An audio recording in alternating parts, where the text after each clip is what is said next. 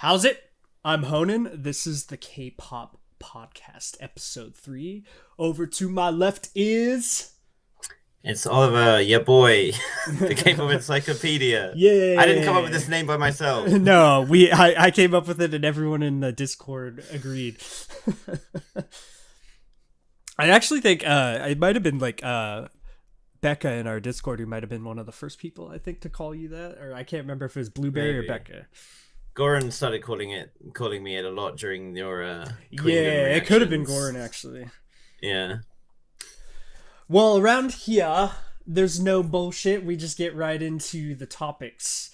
And topic 1 that we have today is group longevity / the 7-year curse. Yeah. I'm gonna leave this to you because I feel like on this I know nothing and I am also learning. The dreaded 7-year curse. Well, the 7-year curse is just like it's like a trope at this point, right? It's not really like a I mean it is a thing, but it's not like an official thing. It's just something that happens, right? So yeah. Back in the early days,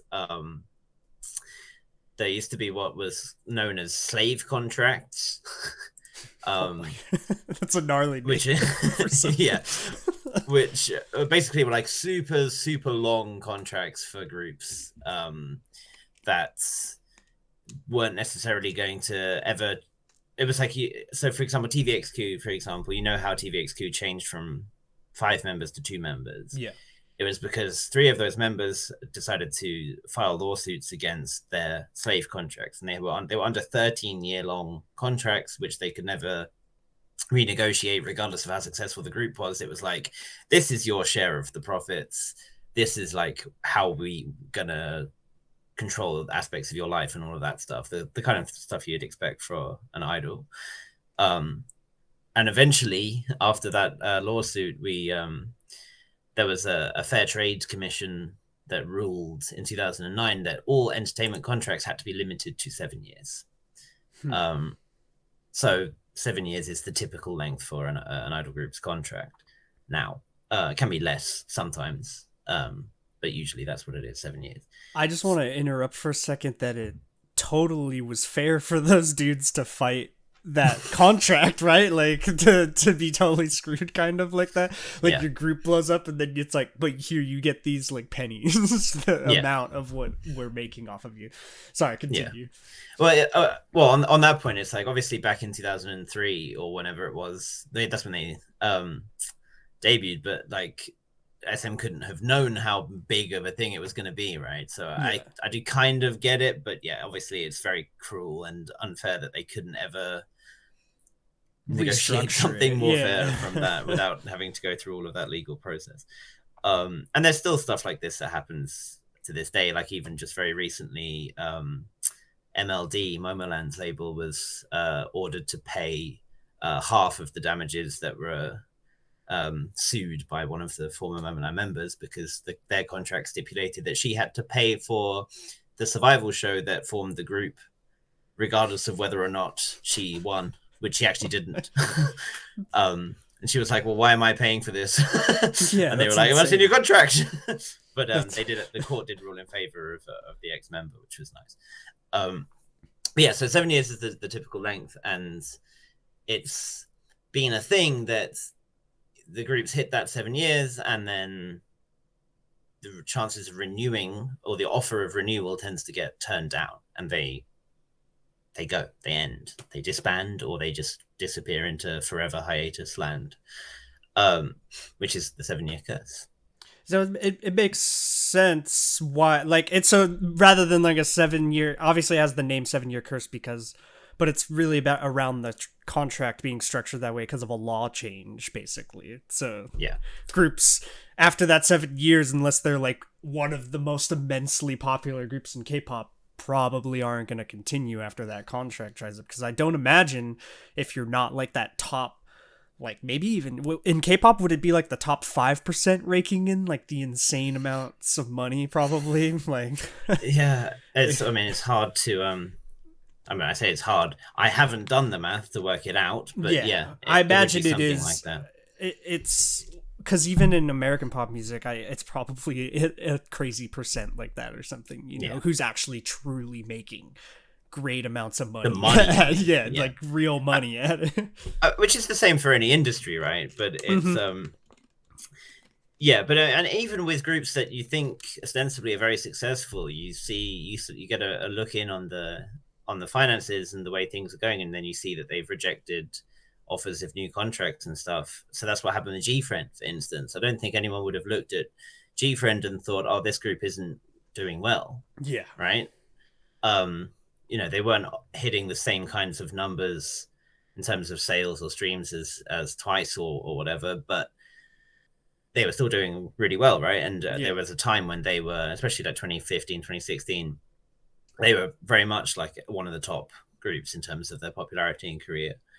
And it kind of waned in Korea a little bit in the last year of their career, but internationally they were getting more and more popular. So you have to think that things were going great, and then you see that their label was heavily in debt, and their big hit just gave them a shitload of money to try and help them stay solvent, and then that led, of course, to the ultimate acquisition of Source by then Big Hit, now all under Hybe. And you would think, well, how was G-Friend not successful? And then how was the contract that was offered with that money under it? How was that not favorable enough for the G-Friend members to want to sign it? And you have to think, well, there's obviously something that deterred them, given that three of them are now re-debuting together under a different name in a different company. It is interesting too, because towards that end there, I thought they were releasing like awesome music too. Like, you know, Mago was a jam. Like, that was a great song. And then but like you were saying, I forgot that they were acquired by like a BTS company, right? So that's like, yeah, I imagine they gave them a very fair contract when they wrote it up, you know, like they definitely had the funds. It would be interesting. Maybe they just didn't care for continuing the lifestyle at that point or something, you know? Yeah. How busy there's all they kinds were. of things you never know. We can't know. Yeah. Yeah. I mean, it's possible in this case that because some of the members have chosen to go into acting more, that perhaps they just wanted to do different things, and they didn't all six of them want to stay together, and perhaps they thought maybe we won't be G-Friend if there's only 5 of us or 4 of us or whatever, which is why the 3 who are still going for the idol look, Eunha, Eumji, and Shinbi, are going to be Viviz, I think is their name now. So yeah, and then this is topical because there's another big group whose contracts expire on the 12th of November, and it doesn't look likely that they're going to even receive new contract offers or receive anything kind of like a continuation thing, which is Lovelyz, who again, similar to G-Friend, really one of the biggest groups in Korea for a time, especially when R2 came out. That song was downloaded into the millions in Korea, like it was immensely popular, right? And there's certainly a legacy that's followed them forever, because like you think of that song, right? And obviously they do have other great songs. The most recent one, Obliviate, I feel like again was liked mostly by international fans, but less so in Korea. And I know that album was their worst selling that they'd had since debut. Isn't it strange how that works? Because like I thought that was a great song when we checked. That was a huge shift of sound from what I thought of Lovelyz when I heard from them before, you know? Yeah. But I thought it was a really good release, and then you find out like that, like it's like, why does that? They hadn't done anything since, and like after they were on Queendom as well, of course. And it took like a year for them to release anything after Queendom. You think. You see what happened to Oh My Girl after Queendom. They released something, and it still took Oh My Girl about half a year to release something, but when they did, it was a smash, ultra mega hit, right? And catapulted them right up. And it feels like the company had already kind of made its mind up on them almost. Yeah, when you have the popularity from a show like that, you have to catch that fire immediately. Like, everyone's got eyes on us right now. Like Idol did probably really good, I imagine, from Queendom too, because they had Lion and everything Mm-hmm. happening during that, and that was a huge song. Yeah. Yeah, and you have the members themselves saying stuff like, well, we've done everything we can. We've asked the company for comebacks. We've said that we want to stay together and we want to keep doing music and stuff. And it just seems like the company has said no or doesn't seem interested. And I don't exactly know how these things go down, but it seems to me that they offer pretty unfavorable terms for like another 2 years on the contract or something, knowing that not everyone will accept it.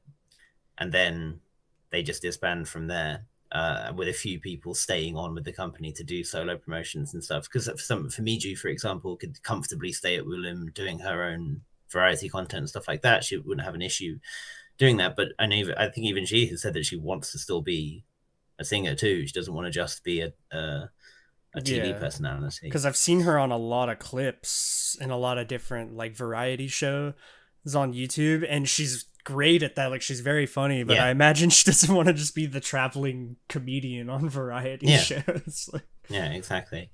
And it's pretty sad. It's like one of the members, Jin, for example, she said on Instagram the other day, she was like, "I'm forgetting what my profession is." So she's forgetting that she's a singer because she's like, "Well, I feel like I'm like a food blog now." But they're there. The whole reason they became idols in the first place is because they want to sing. Yeah, and they want to perform. They don't want to just do nothing. So yeah, it sucks. And so certainly more recently, you see more groups or like chunks of groups that are able to carry on, to re-debut and join other companies and stuff. I don't know why people tend to view Psy's company as this like adoption label that when someone has left a company, they're like, "Oh, go to P Nation, Psy will pick you up," which he is just kind has of weird unlimited funds to hire everyone. Well, yeah, but it's still just another company. It's not like you go there and everything is great again. It's like, but yeah, people certainly have options now. Do people just say that because he acquired Yuna and Dawn, right? Yeah, and Jesse and Hayes, and yeah, he just kept kind of picking. Yeah, he kept picking people up when someone was. That's pretty funny, actually. Yeah, and then Ravi's label got Win recently, right? Yeah, is that who acquired? Yeah, that's who acquired it. I think so. Yeah, with Ailey. Mm-hmm. Yeah, it's on that topic still that we were on with like you were saying, the one member feeling like she's not even like a singer and artist anymore at that point. I feel like there should be a way to kind of enforce with the labels like their responsibility to those artists, like they just putting them in like a dungeon, as they always say, and then having them on these contracts where they're just doing nothing, but they also can't go do something else because they're on contract with that label. So they can't just be like, "Oh, but I want to go make music myself." Then it's like, well, no, you can't do that. Like, you're on contract with us, Yeah, exactly. And anything you do, those proceeds are going to the label and not you. It's very sad when you think about it, like how controlled they are at that point when they're stuck like that with no way out, seemingly. And from having spoken to a few current and former idols, I won't like name any names, but they've said that especially when they were younger, like looking at contracts kind of in the early 2010s, that kind of period, that just if they actually took the companies would try to not have you read them, and especially so one of my friends is Korean American, and she didn't speak the best Korean when she had come over. And they were like kind of taking advantage of that and having like all this technical legal Korean that she couldn't read and didn't understand. And it was only because she happened to say, "Hang on, I should get a lawyer to look at this first before I sign it," which seems like second nature to us, right? But if you're a 13-year-old girl or whatever, or boy, and you have, you're getting an offer to meet your dream at such a young age, you jump at the opportunity, and you wouldn't necessarily think to hire a lawyer to look at it. And it's less of a done thing in Korea in general as well. So saying that hopefully now more people are taking the time to look and review contracts and actually challenge some of the points and say, hang on, there's nothing in here about saying what I can do in my solo activities, or I don't like this clause that says that there's no guarantee that you'll continue to give us content if we don't sell a certain amount, or whatever it might be. So hopefully the more and more newer, more progressive labels there are, and the better contracts there are, and more people willing to stand up for their own rights and stuff, then the more that tales like this will be things of the past. But yeah, there's certainly all kinds of stuff. I mean, we know about Twice's 3-year dating ban in their contract, for example. Well, apparently it wasn't in their contract. It was apparently unofficial, but like that unofficial, but like, don't do it. Like, you know, like JYP comes around the corner, like, but don't date though. You know, like, you're having a sweet wine evening in your apartment, and you just see JYP looking through the blinds. Yeah, he's like, "Are there any boys over?" Just go. You know, it's like the idea of having an way overly protective father constantly on your shoulder, basically. But that's kind of how a lot of CEOs view themselves, or worse, they view themselves as like brothers or whatever, who feel closer to their artist than they should be, and ultimately they have to, you know, they're employees and they should be treated, and also they're human beings, and they should be treated as such. Definitely, yeah, and there's still all kinds of issues, like just companies just going silent. I think is one of the worst things, is when a group that hasn't necessarily had a huge amount of success, and then they just disappear, and there's never a statement or anything. Sometimes companies have closed down without a statement, and like people are there following their trainees or whatever, and they just, what happened? Don't know. No way of finding out. That's like, without transparency as a fan of a group, that's like the worst feeling, you know, just having no idea what's going on like the entire time, and then no discussion at all about anything happening. So, I mean, this has happened with Signature, for example, back when they were Good Day back in 2017, and come 2018, a bunch of the members went on the show. Was it 2017, 2018? They went on the show The Unit, which is like a re-debut project show, and everyone was like, but you're in a group already, like, why are we re-debuting? You only debuted a year ago. Like, what's going on? Company said nothing, didn't mention it, and to this day they never said officially that the group is disbanded. And then suddenly we learned that 5 members have left the company and the others are re-debuting under a different name. And then even now, with a subsidiary label set up just to manage them, apparently. And then even now they said, oh yeah, there's a comeback, they'll be having a comeback in September. It's now October 25th, and we've yet to hear a word about it. It's like they keep doing it, hoping people keep buying what they already have or something, like to keep it running. It's just, you know, it doesn't. I mean, I don't want to turn this into just me whining, but I don't see why it's so difficult for companies to just make a statement and say, "Hey, we said that there was going to be a comeback at this month, but there's been some delays." Because do they have to say the reason? Just say, "Oh, there were some issues. We want to redo something. We need to reshoot something, re-record something, whatever." So it'll be delayed a little bit. We'll let you know, and then actually let us know. You know, same with members being on hiatus as well. Just be like, it's nice when they say, yes, this member is going on hiatus for health reasons or whatever, and you don't have, it's personal, you don't have to say what those health issues are. But imagine just 3 months later being like, hey, just to let you all know, they're doing well, they're recovering, they'll be back at some point soon, we'll keep you updated. It's like, that would go so far to help. Yeah, like the way Twice was handled with that, right? Like they let you know, like, oh, this member's got some stuff going on, they're going to be gone for however period of time they have to be. Yeah. Even official Twitter, even an official Twitter account in that case, if it's not like, you know, a made statement released like how most companies would, you know, but even official Twitter would probably make most people feel better if it was just a little tweet or something, you know. Like, and obviously I get that you can't go into details about contracts and stuff like that in the same way, but especially when the members themselves are sat there asking, and they're in the same boat and they're kept in the dark, you have to feel like at some point there has to be a shift.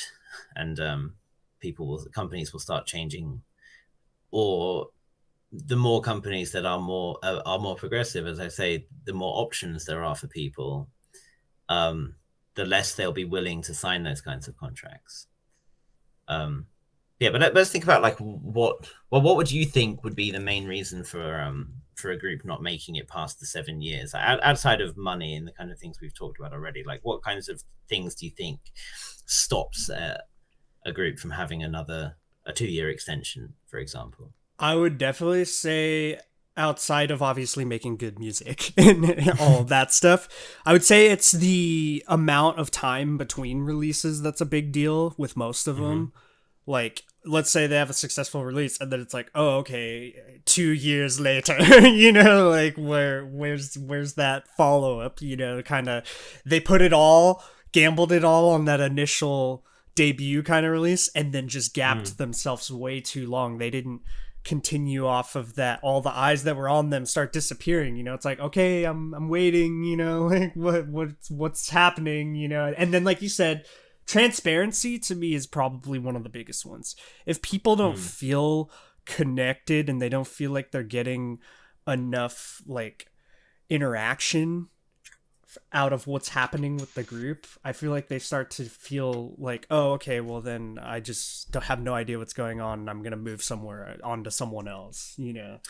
Yeah, I mean that's the big thing, isn't it? There's such high saturation. It's you have to really do stuff to keep fans engaged nowadays.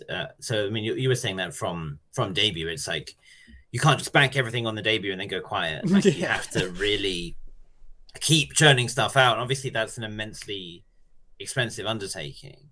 Definitely, yeah. And the problem is, if you don't have investment and you're expecting to make the money back from the success of the debut and the first comeback, and then you don't, the company finds itself in a hole.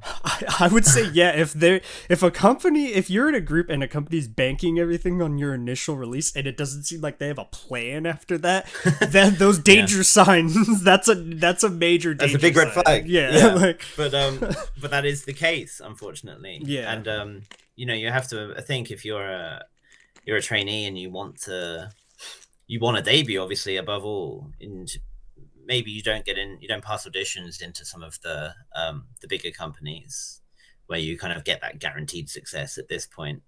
You get guaranteed success, but you don't necessarily guarantee yourself a debut within the next few years. I mean, look at YG, for example. They go many, many years between debuting groups. We've been promised the YG new girl group for a couple of years now. We've had multiple iterations of girl groups being formed and then not debuting. Like, there was the Future 2NE1 lineup, for example, that never materialized.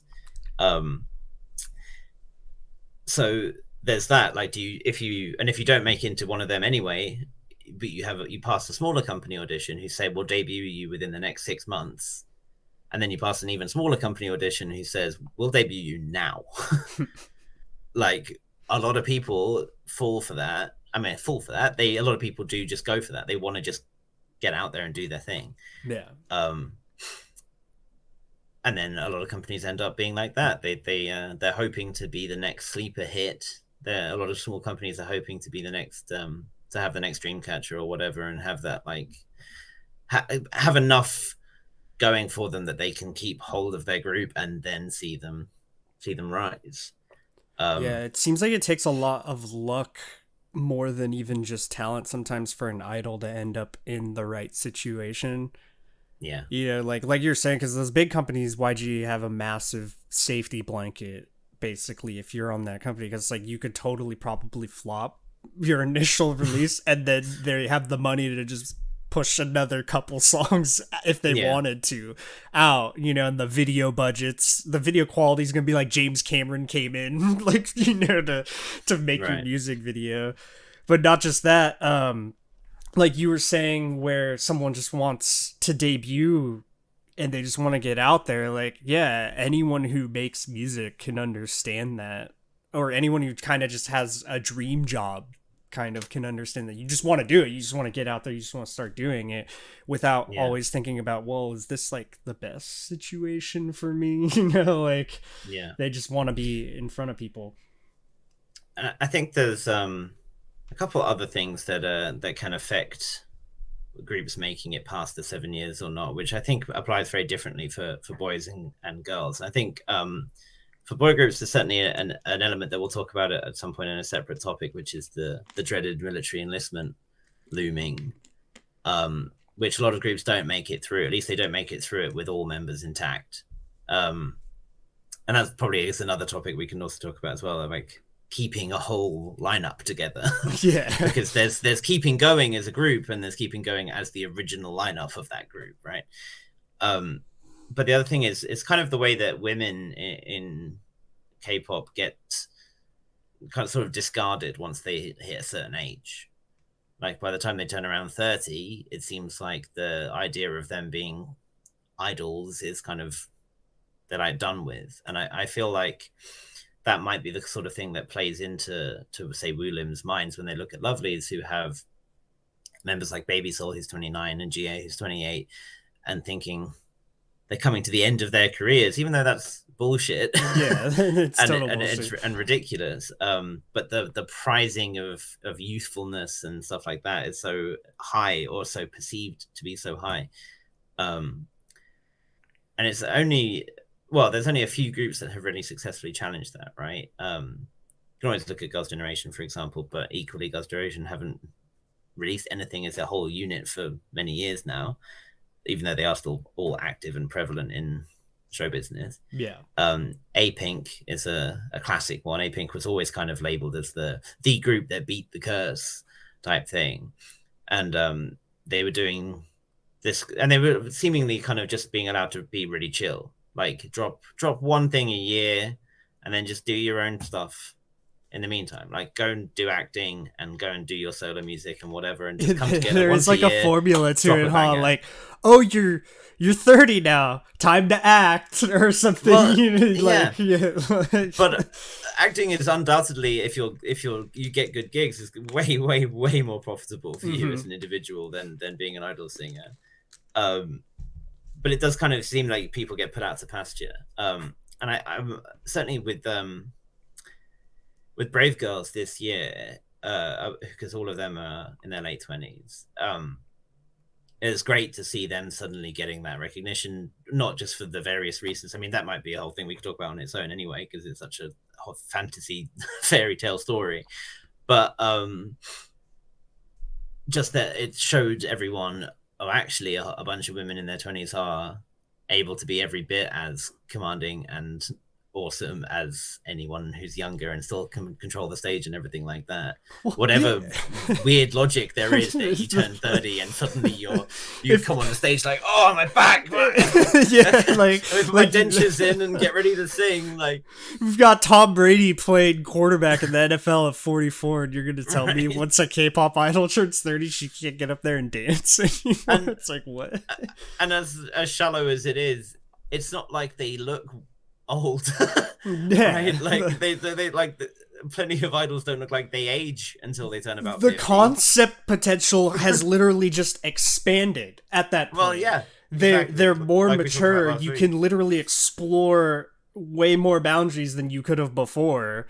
You know, it's like, how is it? If anything, it's expanded. It's not closed. The potential with idols at that point, like, yeah, they've clearly not seen Taeyeon. Like, are you kidding me? right. Yeah, it's ridiculous. The idea of that, like, I mean, look at Boa. Like, Boa's like, I say that she's still like 33 or 34 or something now, and she can still move like it's nothing. Like, Homegirl drops the comeback a couple of years ago where she enters the stage walking upside down, just like held by men. Like, you know, it's kind of silly. And well, Brave Girls is the example. All of them were completely resolved on giving up their career at that point. Like they were, I think they had a disbandment meeting planned for a week before, like a week after that their blow up happened. And like one of the members was training as a barista, one of them was doing like dance training. They'd all just gone, that's it. I'm not going to be a singer anymore. Yeah. Like this part of my life is over. There's no one who will take me as a singer now. There's no one who would hire me or cast me as an idol now. It's done. And then the blow up happens, and suddenly they're the most booked people in Korea. So yeah, hopefully we're slowly turning. I won't say we've turned that corner yet, but hopefully we are gradually making our way past it. We could literally do a whole topic about the Brave Girls thing sometimes, because Yeah. it's so crazy what happened. But yeah, when you hear that song now, and it's so catchy, it's so good, you kind of think to yourself, how was this just not always immensely popular right away? Like, Yeah. you know, we could make a whole topic literally about those type of K-pop songs. Like, why is this not instantaneously popular? Like, Yeah, definitely. I think the one other thing to touch on this topic, I think, we'll kind of save the boy groups until we do a topic about enlistment, and then kind of work those two together. yes, we promise everyone we will make a boy group centric episode without me and Oliver's girl group biases involved in everything. Well, it's just because a lot more of these issues tend to affect them more directly, right? Yeah. It's you haven't seen the same issues of plaguing boy groups quite as much. There are other issues that affect boy groups, of course, which we'll get to. But yeah, what was I going to say? So there's always something that will happen that kind of after the 7-year contract has passed and a renewal has happened, then something happens and it goes downhill. And it's like maybe the release happens and it's not successful, and the company goes, actually, we didn't make any money on this one. But this time we put all the money into the budget for the MV and everything, and then we didn't sell all that much, and people weren't all that keen. So, or worse than that, there's some scandal or something. So an example I'm thinking of in this case, for example, is AOA. AOA had a 2-year contract renewal. Went on Queendom. Everything was great, and then everything was not great. Yeah. And now there's only 3 of them left at the company. The bowling they're scandal thing, right?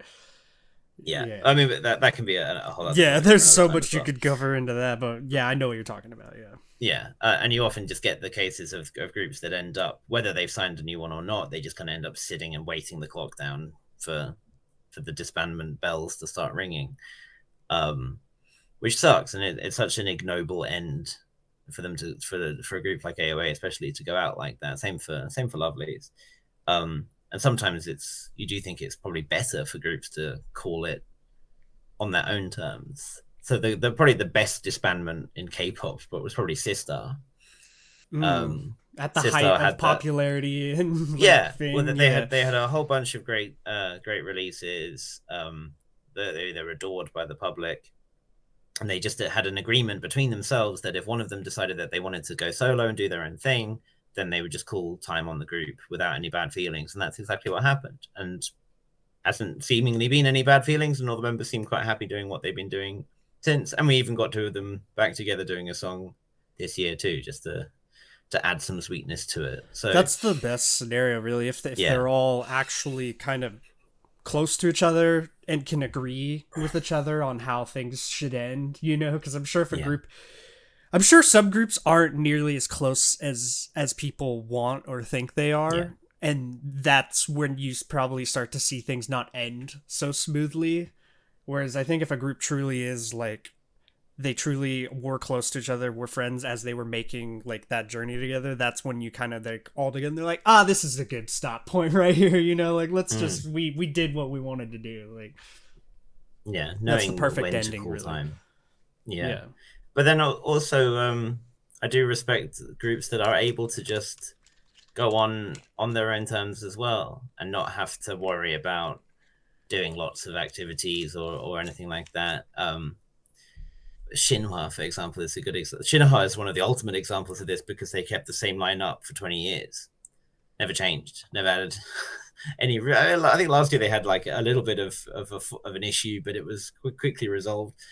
And they haven't released anything for a couple of years now, but they're like, we'll do something. We'll do something at some point. Sorry. Yeah. And the fans just kind of go, yeah, okay, we'll accept that. We'll see you when we see you.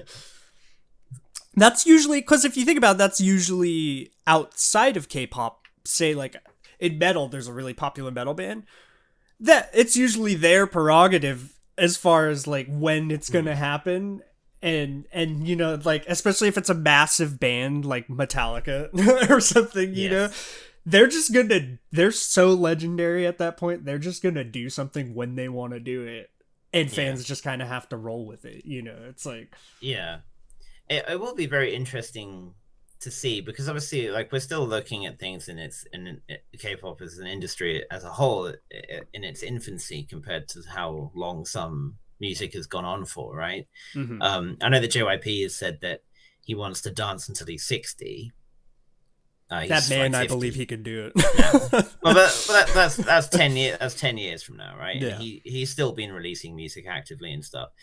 Even Seo Taiji has said that he would still release music and so on. But it'll be interesting to see what the longest running idol group will have been that still releases stuff into their 40s or 50s. Well, my prediction. I mean, well, who would be your prediction? Super Junior, without a doubt. Yeah, well, yeah, and well, that would be my thought as well.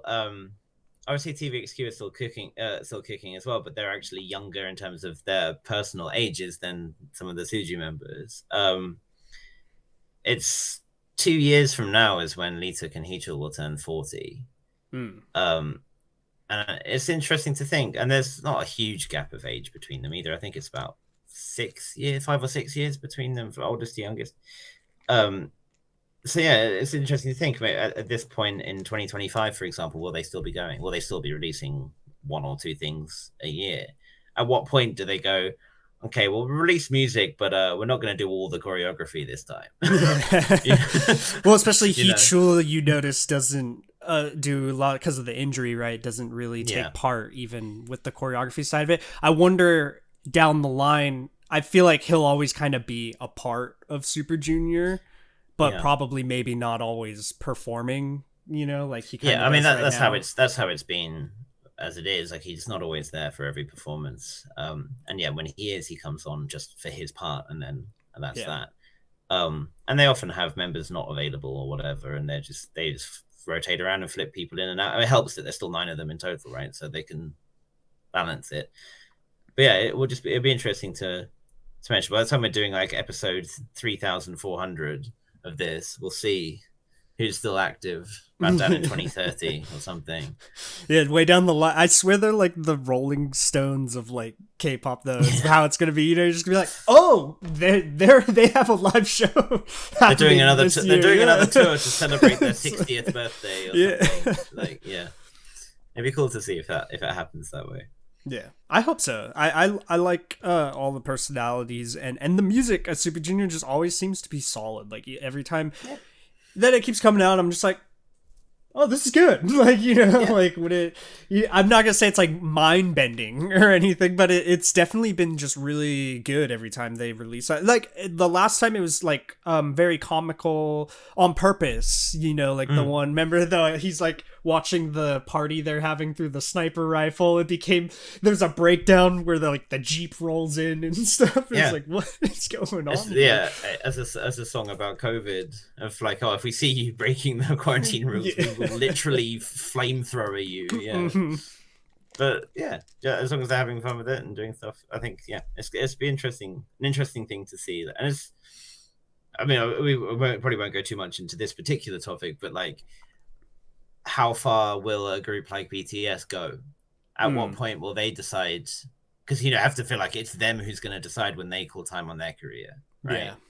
How long do they want to go for? What's, you know? Well, we could talk about that more when it comes to the we could totally have a whole topic about who will have the longevity. I do agree that would be a good one. We may even do that in the next episode, because I can feel right now like everywhere you could go with that topic. Yeah. To kind of conclude this one, with the group disbandment and stuff, because you talked about like more progressive labels changing things in the future. I think kind of with like Rav, even like we were talking about Psy how ridiculous it is, the idea that he's just grabbing all these artists that, you know, when their disbandment happens, which that is ridiculous. That's not going to happen. Like, if it does happen, wow, that's how deep are his pockets, you know? But I would say artists run labels like that, though, I think will definitely change and help things a lot in the future. Like Ravi running his own label, and who is it? Jay Park, right? Yeah. I mean, obviously, Jay Park himself isn't free of controversies on his own. Oh, is he not? I don't know his controversy. I thought, but you know, I do think the idea of that will help things a lot in the future. Yeah, like I guess more personal issues for him that, you know, start dumb shit he says and does rather than okay. any like business stuff really. And certainly, clearly, a lot of good artists have gone to his label. Like we had Lehigh go there, we had JB from GOT7 go there, for example. There's a lot of there's a lot of pull, and I think definitely there is an appeal for people once they've left an idol group and they've left a big company to go somewhere that is managed by someone who has also experienced those things recently and can relate and will kind of run the thing more like a family and will help you personally more than just running it just as a business. But obviously they are still businesses. And there will still be all that kind of stuff in play, but like you're saying, you would just hope because they've experienced the contract side of things and not having the power on that conversation like side of things with the company, you would hope when they're running it themselves, then they would have, you know, a better understanding of helping the artist in that part of it, you know. And you would hope a lot of these very young artists that are joining these companies and they just have the idea, like the stars in their eyes, like, I'm gonna be famous K-pop idol, you know, you would hope that they just have a really solid parent background, that because like if I was that age, I'm sure if I had been meeting stuff like that at my age, my dad's the kind of person who would have been rolling in with like a lawyer like instantaneously, you know. You hope they have someone like that in their life when they're in that situation, because otherwise, you know, they're just being taken advantage of probably in that scenario. Yeah, it'd be interesting to see, because you do see people run and set up their own labels that they haven't really amounted to anything after that. I'm curious to see, for example, what's going to happen with Yubin from Wonder Girls, because she set up her own label, and JYP very much was giving his blessing and helping her with all of that, but she hasn't done anything with it really, apart from releasing her own music. And it's like, she said that she wants it to be somewhere that she will hire or she will have other artists. So I hope to see how she does it, for example, especially just because in general, it's cool to see women, ex-female idols doing the CEO thing as well in such a male-dominated field. So it's certainly cool to see where it goes from there. Who else will be setting up their own labels at some point? I know a lot of people have said that it's their dream to one day do that at some point, but I think a lot of people struggle with the idea of both being an active artist and being a label head. I think that would be really cool, like you're saying.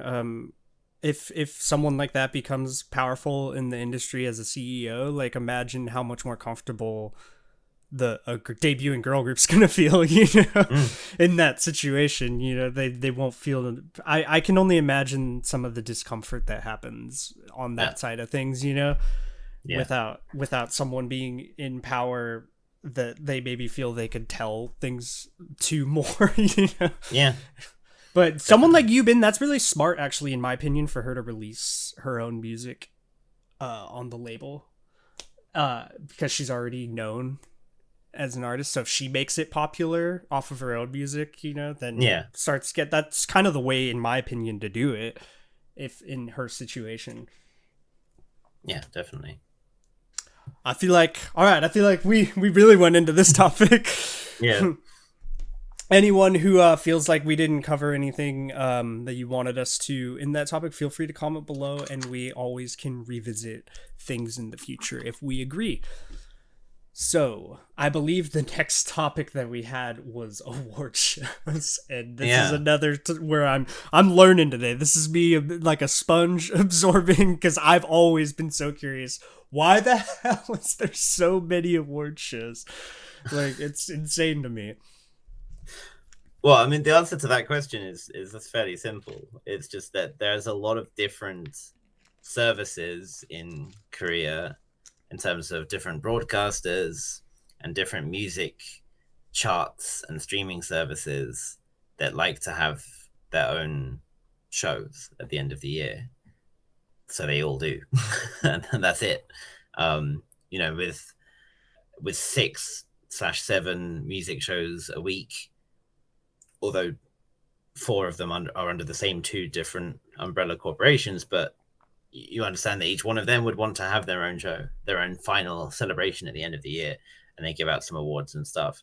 And then there's some separate awards bodies, the equivalent of the Grammys and whatnot.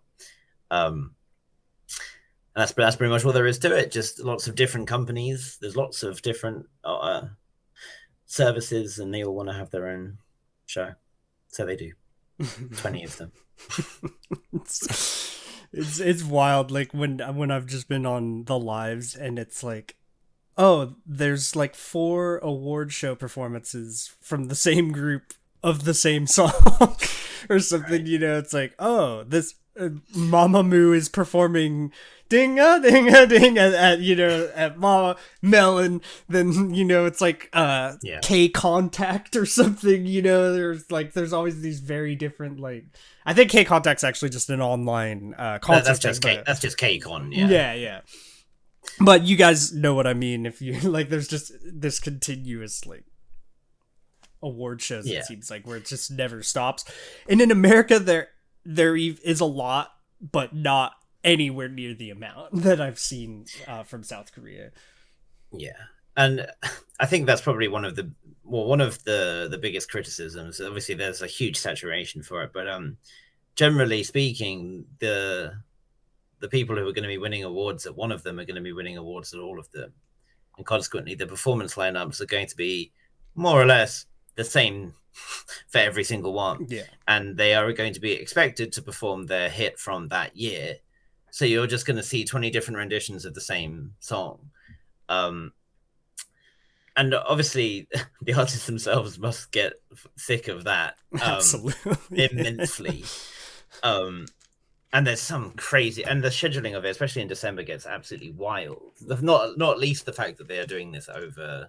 are literally on holidays at times. They sometimes are held on December 24th, December 25th, December 31st, January 1st. Doesn't matter that they're happening. Like the Girls' Generation talking about literally like flying. They're like going from Japan to do an award show there, getting on the plane still in their stage outfits, flying back to Korea to do another award show there, and having to learn the choreo for their performance at when they got there, having to learn it just like on the spot. And then just and then pulling it off, and Soo-young saying, well, that was the problem. We kept pulling it off. If we never pulled it off, they wouldn't have kept asking us to do it. Yeah, if there's just really bombed one of those performances, they'd be like, oh, maybe we should slow things down a little bit. And that's the thing, and generally, it depends on the show, of course, but a lot of the time, a lot of artists just get their one slot. And it probably will say you've got 4 minutes or 5 minutes or whatever. And they can kind of do what they want in that time. So they might do a mashup of 2 songs, for example. Maybe they'll do the intro of one song and then they'll finish with the other song. And it's kind of cool. Generally, the more senior artists will get more time and stuff. But then it tends to, there are some issues that happen because of that, which kind of suck. So, for example, last year, was it last year? Well, it was either last year or the year before. I think it was. It might have been the year before, actually. I think it might have been one of the SBS ones. It might have been the same SBS one where Wendy had her accident. We had A-Pink, who were actually the most senior artists there with the 2011 debut. They were performing great song. Percent. Percent, yeah. No, that's always what I think of because of that's the album image of it, thing. right? Yeah. But they had prepared like a special dance break at the end, which is a classic thing to do, right? You don't just do the song, you add something in. You add some cool dance break or some different instrumentation or something to make it a bit more interesting. and they got cut off. They weren't allowed to do their dance break. Oh, I remember that. I remember because I remember you guys talking about it and stuff too. That's and just ridiculous. And then I actually don't know. I can't remember if this was at the same show. I know, but you then have BTS or getting half an hour time slot where they basically could do their own mini concert, and they can do a whole bunch of songs with a whole bunch of different pre-recorded stuff and different sets and everything. And it's like, I get it, because this is a huge part of your audience, but at the same time, let the senior artists especially have their moment, and don't be so rigid in forcing groups to do the same songs, and let people do more creative stuff. Let there be the cool collaborations that we've seen in the past, for example, like when Twice and Red Velvet had a stage together and things like that, or the infamous Hush stage. That should happen every year. Stuff like that is what makes those kinds of things great. To be fair, those kinds of ones tend to happen at the Gaio Dej on the song festivals, which aren't awards shows. They're more just end of year festivals where it's all about the performances rather than the awards.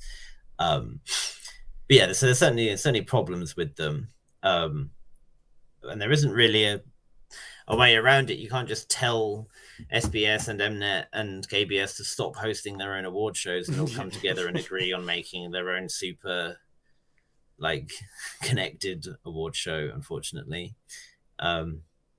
And they kind of are sort of being more staggered throughout the year, but not really. But it's a very, very tough time for the artists. And a lot of artists will tell you that it's their least favorite time of the year. I imagine, especially if you're like a big group like BTS or Twice or something, and man, I'm gonna have like a long performance at this thing, it's I'm not just gonna show up, do one little song and dance and then be gone or whatever. It's gonna be like a dramatic sequence of like intro coming out, little intro performance, then song starts, then we connect that to another song right away, and stuff. So that's like a lot of work.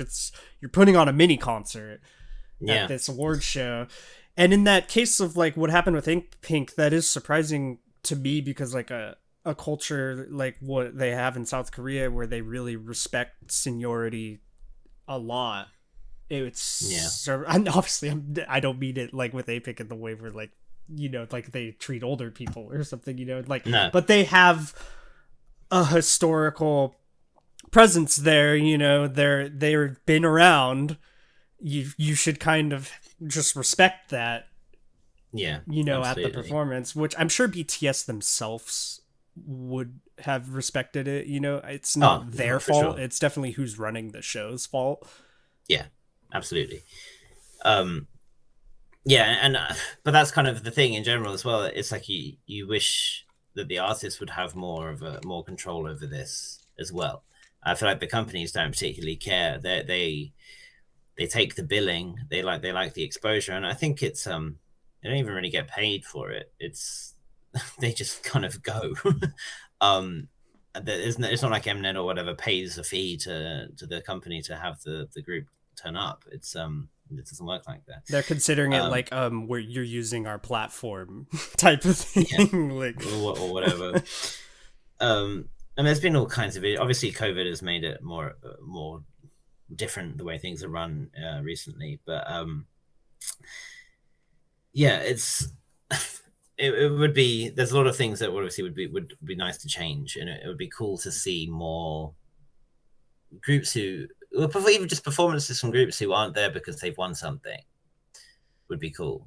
And there are awards like Sorry Bada, for example, does like a whole bunch of awards that often end up going to new goos and rookies and stuff. Nature have won 3, for example. So like, but that for example, like, but they were just, those are very like, that's like a conveyor belt of awards. It's like, okay, and then the 3 winners for this award, and it's like like Nature, GWSN, and Luna or whatever, and they all come out and they all you're all rookie of the year. So that, those ones aren't really viewed with the same like prestige as winning a Golden Disc Award or something like that. That's a big But yeah, question of mine. Like, what is like the Grammy there? yeah. Is that the Golden Disc Awards or whatever? Like the I don't think so. I think the Soul. I think it's the Soul Music Awards. I Hmm. believe, because that's the only one. I believe it's the Soul Music Awards. That's From similar the top because the of my Grammys mind. basically is just like the LA Music Awards. All right. Like, let's show up to Los Angeles and get our award, like type of thing. You know? Okay. If it's not the Soul Music Awards, then I'll correct myself in the next episode. But I think it is. It's where it's the only one that isn't voted for by fans, or it doesn't have any percentage weighting based on fan vote.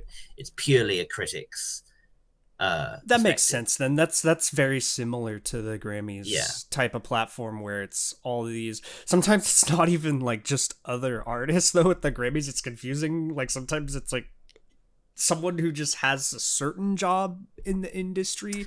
I've Well, met people who yeah. have that voting power in the Grammys before, Mhm. and it's someone sometimes who just works on, which it makes sense. It's someone who is like an engineer in mixing sometimes, Yeah. or a mastering engineer. It's a lot of people who have backgrounds in the industry. Yeah, and I think personally, I think that's the way that a lot of it should be done. I Yeah. think weighting it based on um, the expert opinion of people who can justifiably be called experts in the industry is the best way of doing it. So, Yeah. music critics as well as musicians from different fields, from different generations, from sound engineers, producers, songwriters, choreographers, all these different people, I think, are the kinds of people who should be consulted on that. And they never tell you who the panel is, which is fair enough because they would get all kinds of hate. Yeah. So yeah, They'd attack so them for every decision. Yeah. yeah. So I'm fairly sure it's the SMAs that is that one. Whereas most of the others have their own varying. Just how every music show has a slightly different way of determining its winner. There'll be fan voting, but some of them will take more of an account into streams, online streams, whether YouTube views or Melon plays or both. And some will also consider physical or digital sales and stuff like that. And I tend to like that less because then it just becomes A, predictable, and B, is just a popularity contest. Yeah. It's when you're awarding, and you get some really ridiculous things where groups can be eligible for stuff that it's kind of dumb that they were nominated for just because it's not really the same. I can't think of off the top of my head of what the example was I was thinking about, but it's like it's best dance performance. This was one. It was best dance performance, and Dynamite won. And what my issue with that was not that BTS won it, but that it was Dynamite and not On. Because of the complexity difference of like On had that phenomenal, huge dance routine with all the drummers and everything. It's just incredible, like. And they picked the simpler kind of like, just because Dynamite's the more recent song with more streams or whatever, that's the one that gets the nomination, and then it wins because obviously it does. And it's just like, there's no real thought went into that, was there? I'm sure BTS themselves are looking around there like, what? And like, bro, we went to the top of that dam in LA to do that whole thing. But like, for what? We made Sugar do a dance break, for crying out loud. So it does get a bit trivial, and I feel like a lot of fans don't really care about who wins what at these awards now. Certainly some do kind of view it as a badge of honor. And certainly still stuff like Song of the Year, like, it's going to be between a BTS or Twice or Red Velvet or whoever, but it's still cool to see. But yeah, I mean, that's an example of one as well. Actually, a 2017 Song of the Year went to Twice's Signal at Mama, and everyone was like, "Really?" I mean, Likey came out.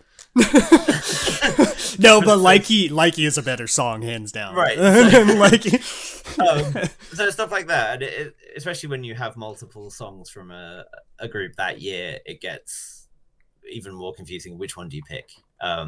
Like when Blackpink were doing that thing where they released 2 singles at the same time, for example, and everyone was like, well, which is better, Whistle or Boombayah? Like they're totally different, and they came out at the exact same time, and they have similar viewing numbers. And God, stuff. just that It's question, I'd have so much trouble answering that. I mean, the answer is Whistle, and you're an idiot if you think otherwise. Oh but... man, I don't know, man. I walk in a room and I hear that bop bop bop da da, and you better believe it's totally different vibes. Like if you're talking about those two songs, and that's exactly the thing. It's just they're completely different vibes. And I would say Whistle's like a song you're in the car, and Whistle's on, and it's much more of an experience as a song. Obviously, whereas like Boombayah, you have a drink in my hand or whatever, and Boombayah's on. That's a totally different feeling you're going to be getting. Yeah. Sorry, continue with this. That question rolled me. That's about it. That was about the end of my thought on that. Just they're not really taking that very seriously. I think most people watch them just for the performances, and the thing that sucks is that the performances aren't always given the proper time to breathe and do their own thing. And as neat as it was to watch Oh My Girl do 8 different instrumental versions of Nonstop at a ceremony, it would have been great if they were allowed or could have come out and done like an extended version of Windy Day or something like that. Yeah, something different from their album or something. Yeah. Like I'm sure the artist sometimes is like, we have other songs, that are available. Exactly. It's as a fan of those groups too, I'm sure once it's like, okay, well, are they gonna do something different with this song, or is it just gonna be the same performance? With Mama, that's like the exciting one to me, because it feels like you certainly the biggest budget. Yeah, and you do get something different with the performances. It seems like it's much like more like a stage show thing going on. Like Stray Kids had the whole Spartan thing going on the one time. It's like, okay, this is cool, like there's a lot of like preparation. There's been some incredible performances over the years. And certainly some years have been better than others. But I do think that the 2018 ones were like every one of those shows was incredible. There were so many really, really good performances. That's where the Hush stage was from. That was I think the KBS festival, but there was I think BTS and Mama that year had this unbelievable performance, which was so cool. Where I think you must have seen that, where it like they had like the masks, and then they would like throw the mask. Oh, I have seen that one. And they would like catch it, and like was that for like, Fake Love, right? I think so. It started with Idol, and then they also did Fake Love, I think. Okay, yeah. It was. I do know what performance you're talking about, though, where they had the mask and they had some like tricky intro choreography going on. I do know what you're talking about. I have seen that. And it's like that's a highlight, but there were so many great things from that. And obviously with COVID, the hype was a little bit less, and I think the scale. The scale, especially last year, was just a bit small. Everything in the COVID year was just meh, kind of like everything going on is just. Although I do think some amazing K-pop releases happened in the COVID year. Oh, for sure. Everything around that just was not as anticipated. I mean, there used to be this point at Mama, kind of in the 2014, 2015 era, where you'd have the closing acts of the show would be like 2NE1 and Big Bang, and those groups were nothing if not ones that knew how to work a crowd, and like just getting people pumped, like seeing like having the whole crowd at Mama going off to like Bang Bang Bang. I've seen one of those performances where Big Bang's performing that, and all the artists are sitting like on the side losing their shit to Bang Bang Bang. Like I think it was like Girls' Generation was there too, and he even went up to them and they start doing it. And so it's very there's been some really cool stuff. I think I've shown you it was 2014 maybe. It was the BTS versus Block B showdown fight that they did. Whereas just BTS and Block B just basically doing like a couple of different things, like doing their own songs, so having like a rap battle and a dance battle, and then doing like a group performance, and it was all in good fun. It wasn't like a serious who's better type thing. It was just like a laugh, and like that kind of thing you can't do anymore, because it's like the way that fans interact with it is different. Yeah, I imagine you now can't even it's see too much of a scandal or something if you do and it. Like, you can't even see people enjoying a song too much. You know, if a girl group is vibing too much to a boy group, or the other way around, they're like, oh my god, they must be dating, or she must like him. It's such a ridiculous like, idea. They can't be seen talking to each other or hanging out. Like it, I mean, to an extent, I think that criticism is a bit melodramatic, and it's not actually as bad as people say it is. But it's certainly a thought that's there. I think, the companies worry about a very loud fringe group with that stuff happening. You know, like I've seen an old clip of Wonder Girls and Big Bang performing together. I forget what they were performing together, but I'm like, I remember watching that clip and thinking, wow, could that happen now? Like, you know, and you have to wonder, could it? Because if that happened now, they'd be like, that group is dating the other group or something. Exactly. Especially when they're not at the same label. Especially. Like, it just doesn't seem like it's... Then sometimes you see the hilarious, like... I'm just thinking of when Hwasa and JYP did that performance together, and Jackson's just appalled the face. The meme reaction that Jackson had, that's so great. But that's what makes those kinds of things great. It's people having fun, and then people reacting to it, and just genuinely kind of enjoying themselves, and not having to act purposefully subdued and stuff like that. You know, I love that whole clip so much. Like his face when that happens, but then you see all the other idols' reaction to seeing his reaction on them. They're like laughing at him after. It's so perfect. Yeah. I wish some stuff like that. Hopefully in the future we get more moments like that, because that's a great moment that happened. Yeah. The other thing that's kind of funny about award shows is when they're on late, and it gets past curfew. And the underage idols have to go home. That's hilarious. They just get shuffled out. so like when I think it was the 2019 ones, it suddenly cuts to where ITZY and TXT were sitting, and only like 3 of them are left because all the other ones have had to be like home. Yuta had to leave or whatever. Yeah, literally, they like, you have to go. You can't, because it's like illegal for people under a certain age to work past a certain time. That's which is a good law. That's a good law. But I'm sure in a situation like that, it's like, really?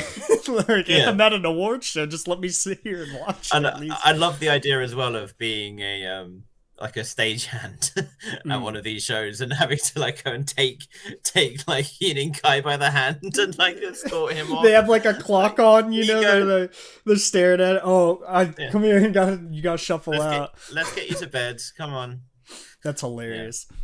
I did not know that. That's. I'm gonna have to find like a compilation of that now just to laugh at that. Yeah, very cute.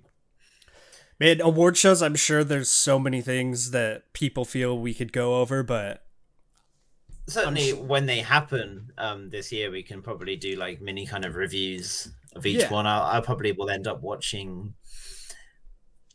about 2/3 of them. I can't promise. I've watched a couple this year already. I can't promise I'll watch every single one, but if not, and I'm sure you'll definitely catch the performances, at least from the groups you're most into, or the most. Yeah, I always just end up watching the performances. I've never actually like watched the award show spectacle side of it. So yeah, we can do like a kind of a review of each one that happens, and cover any controversies that have happened, and just any notable, the inevitable controversy. Hopefully none will be as bad as the Wendy thing. Yeah, well that's just you hope nothing like that happens. As someone who's worked as a stagehand quite a bit, I'm baffled by that one. Yeah. That's the kind of stuff that shouldn't happen ever. The safety side of things like that. There's usually so much back there. If I remember correctly, it was like a staircase thing on the stage, right? That she had to go down was dark or something like that. It literally wasn't there. It literally wasn't there. Okay, so that even more so absolutely should never happen. Yeah, so she was told that she would be coming down a staircase from an elevated window, shit, and the staircase just wasn't put there for the rehearsal, and so she steps out and just falls. Yeah, straight usually off. everyone has such a designated role when you're working as a stagehand that someone really messed up. Yeah, there had to be a whole series of miscommunications, but just the fact that no one even looked and went, hang on, isn't there supposed to be a staircase there? There's usually someone overviewing, like, a lot of what Goran ends up doing, even though he's more in the audio visual side. Someone's usually given like a job to overview everything happening, you know, and make sure everyone's doing what they're supposed to be doing when they're supposed to be doing it, you know.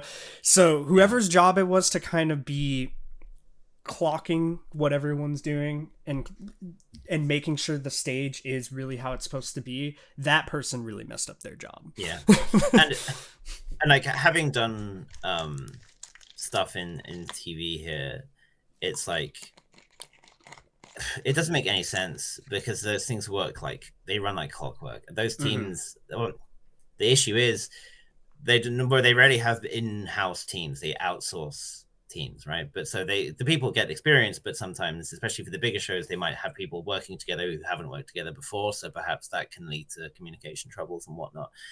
But they know what they're doing, and it's just, yeah, it's crazy to me that kind of blunder could happen. Yeah, you'd really wonder about the type of crew they had there, just because the crews I have worked with, even like setting up something like Kpop Festival for Katy Perry and like Foo Fighters and all these artists coming in.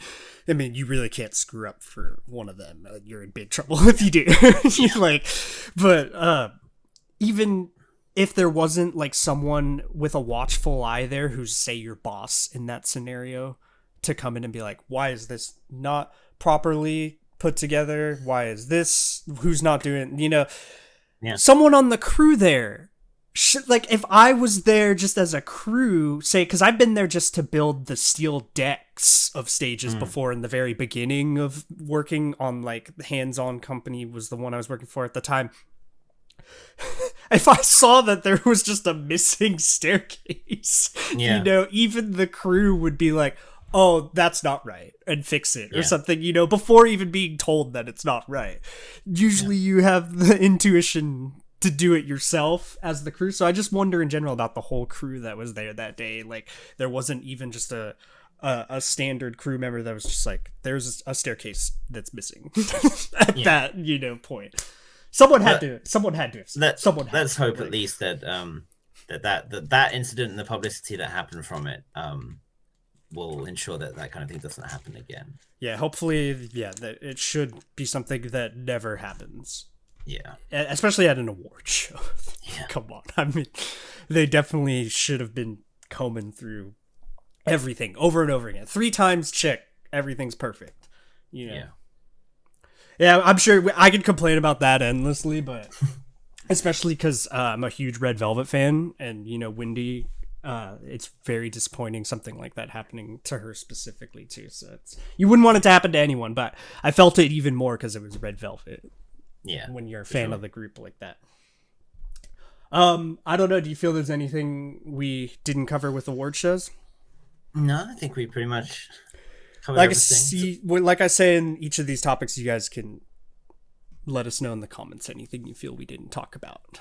Okay, so now we are on topic 3, which is assigned positions. And I'm going to let you kind of explain a little bit about this, because I understand the theory of it, but don't know too much about how it happens. Okay. So assigned position is, there's the technical positions, and then there are some other positions. They all just kind of fit into vocals, rap, and dance. You got a main vocalist, your lead vocalists, your sub vocalists, your main rappers, your lead rappers, your sub rappers, and your main dancer, your lead dancer.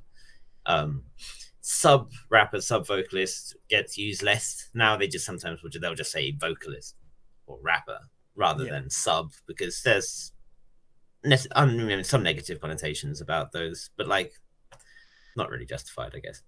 And then you have obviously the leader, the oldest, often the leader and the oldest the same, but not always.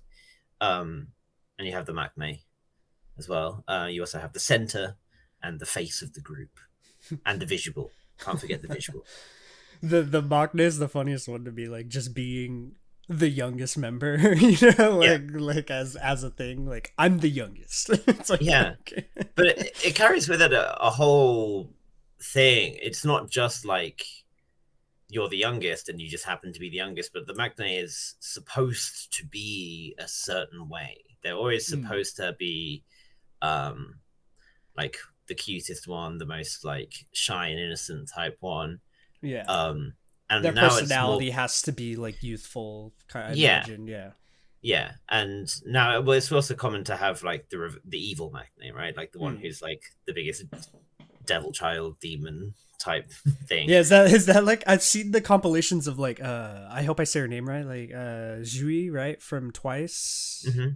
Like I've seen like compilations of her being like the evil maknae thing or whatever, you know, like kind of that trope with it. Yeah, because she doesn't really have a very maknae-ish personality, right? She's very kind of down to earth, pragmatic, and like sassy in a way. But that's something that people like. So they like it when they don't quite fit the whole just like super cute child of the group that everyone else is a mother to. But both are popular. Both types are popular for sure. Then you even have plays on the words. So you also have like matne, which is when you have the oldest member who acts like the maknae. Yeah.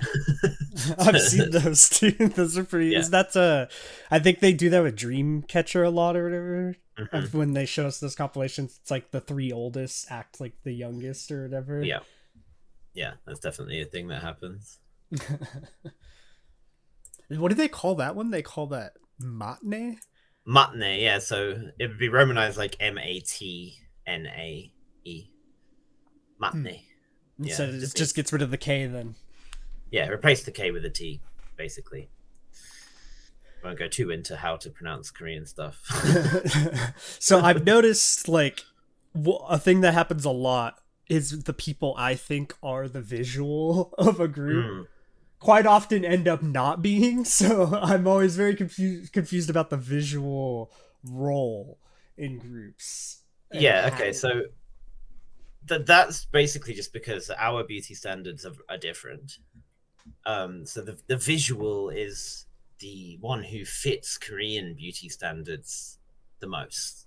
It might not be the one that you personally think is most attractive, or even the one that a lot of people think is the most attractive, but it's the one who has the face that Korean people want to see, right? There's like a list they have to tick off for each thing. Yeah, because it's the same for me. Like, obviously, no K-pop idol is unattractive. Like, they're all gorgeous. That's kind of the point.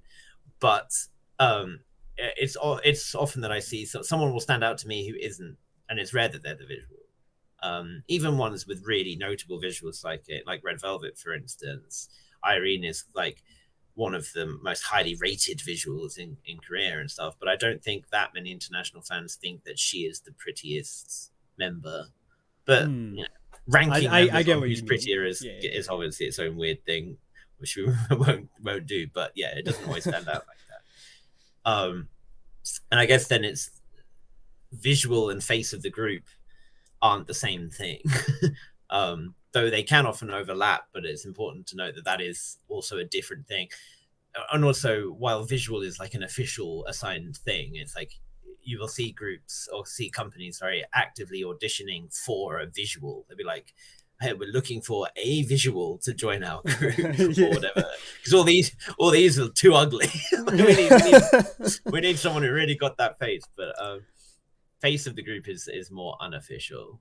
And that's the one who is like the representative who you think about when you think of the group, whose face is there, who is going to shows, who is doing stuff alone, but often, you know, in the name of the group, right? Doesn't always have to be one member. Like some groups don't really have this role at all, because they will all do stuff. Like I wouldn't say, for example, well, I was going to say I wouldn't say Blackpink have a face of the group because they're all quite active, but it's probably Jenny. You Yeah, know? it's hard. I between Jenny and like Lisa, I feel like they're pushed like the most on the things I Mm, see about Blackpink. Blackpink yeah. is a hard one though. I would actually kind of agree with you with them not particularly having a face of the group because they all have insane amounts of content. Like as far They're as all doing a lot. yeah, Yeah. they're all did like Jisoo. I see like there was like a Dior video the other day or something where she's like the face of Dior. I was like, okay, Yeah. it's they Yes. all kind of. I Rose, if anything, is the one I don't see the most Hmm. of, but that could just be because I'm not, looking. So it's like, I think it's true. I think she does get the least individual shoots and stuff. But that's yeah, again, that's not necessarily how it's considered. yeah, But there's somewhere it's like it's really obvious who the face of the group is. So like for yeah, Lovelies, it's Miju. Um for rightfully Oh My so. Damn Girl, right. yeah, for Oh My Girl, it's Yua. Though you could make the point now that Sungi is also like Sungi and even Aaron now are also like doing that Yeah, I role. see Seung-hee a lot. When I think of Oh My Girl, I think kind of of Seung-hee first, even though Yua is so awesome in my mind, especially the solo stuff she did. Hmm. But Arin's like that one I have to like, she could come in and bias wreck your whole list if you Definitely. watch. Um, for Idol, it'd be Uki, obviously. Mm. So yeah, you can see where this kind of thing goes. For Twice, it'd be Nyan as well, for example. Just like for Luna, it'd be Chu. There's some which is like it's obvious. Yeah. You just think of a group, and that's the member that you think of. Um, yeah, so those are the I guess the other thing we should talk about because we mentioned about Magna is like, oh, it's just I'm the youngest. It's like being the oldest is and the youngest is super important in a group dynamic, right? The oldest is always expected to look after and take care of the younger members and stuff. And often, well, not often, but that doesn't always happen. Sometimes the oldest member is useless and chaotic, and someone else kind of turns into the mom of the group or the dad of the group. Um, but it's kind of an expected thing. And it's always interesting to me to think how the dynamics of a group change when you have like more foreign members who don't necessarily have the same dynamics that they used to, the same like immediate respect. I mean, most Asian countries have a respect for seniority, right? But Yeah. it manifests in different ways. Um, so you often see like with groups like Idol, for example, there isn't really the same like strong older line with the younger line. Whereas for other groups like Twice, for example, you have like the older member line of like Jihonayan and Jonghyun, and like the others kind of fall into line behind. Yeah. Right. Especially Geo, like that's like very much obvious. That's she's the leader, and it's like very obvious. Yeah. With some groups like Blackpink, I don't think there's a designated leader, so you can't really No. see what the leadership role is in the group. Some groups you can't really tell exactly like what the leadership Yeah. member is in the group, but Twice is one of the ones where you can clearly see kind of like the hierarchy of the group, Yeah.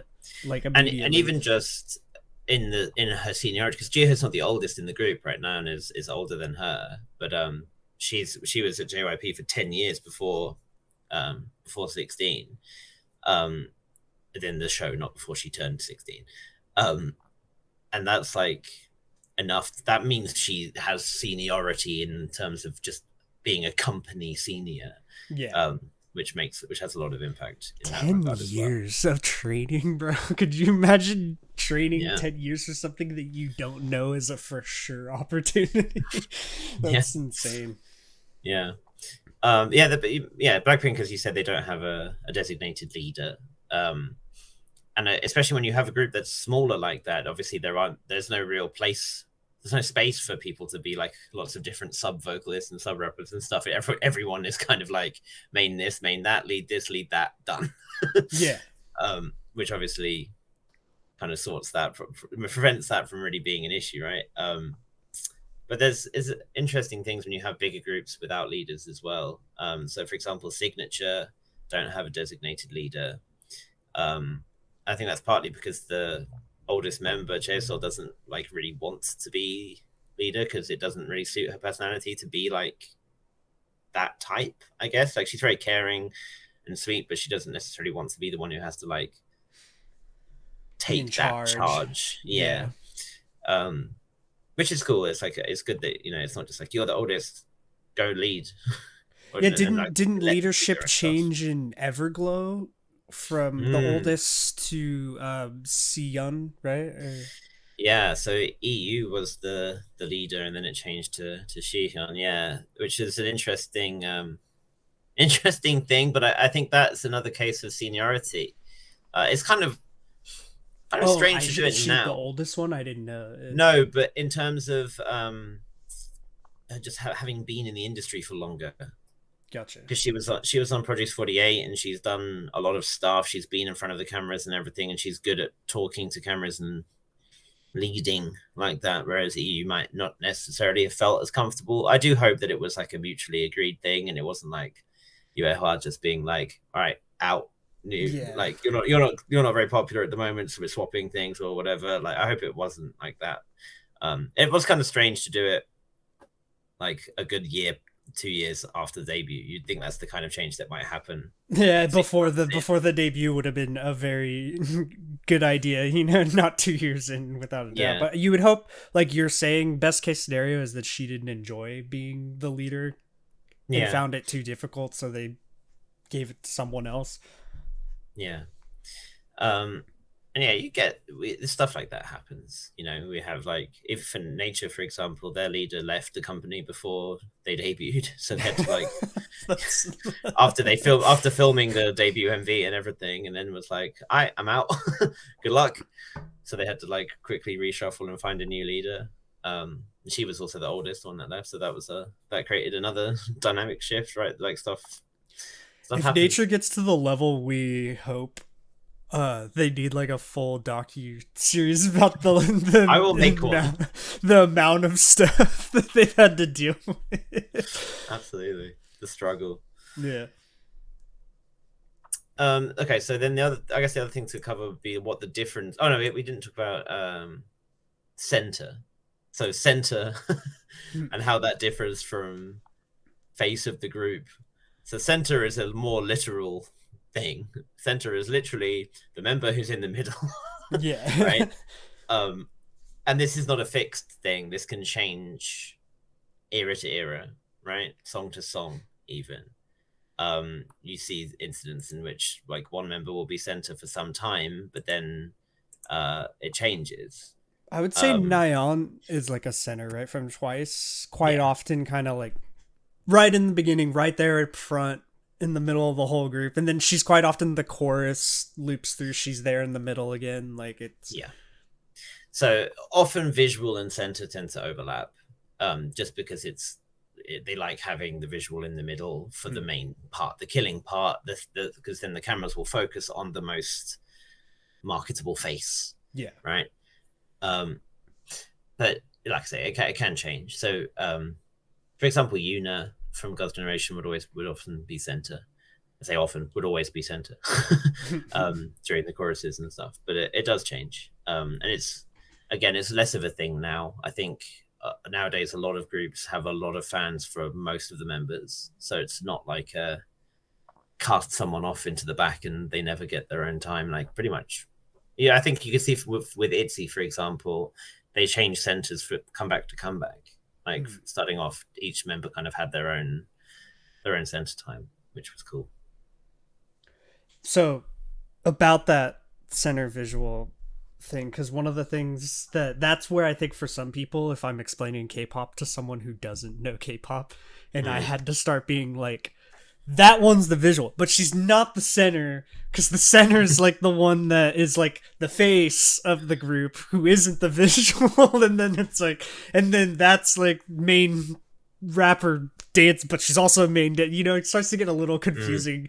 I think if someone hasn't spent time like watching or like intaking K-pop material, they would just be baffled right away. Like how is this all designated to so many different roles? Because some of them are very obvious, right? Like some, especially you can normally tell, like for like main vocalists, for example.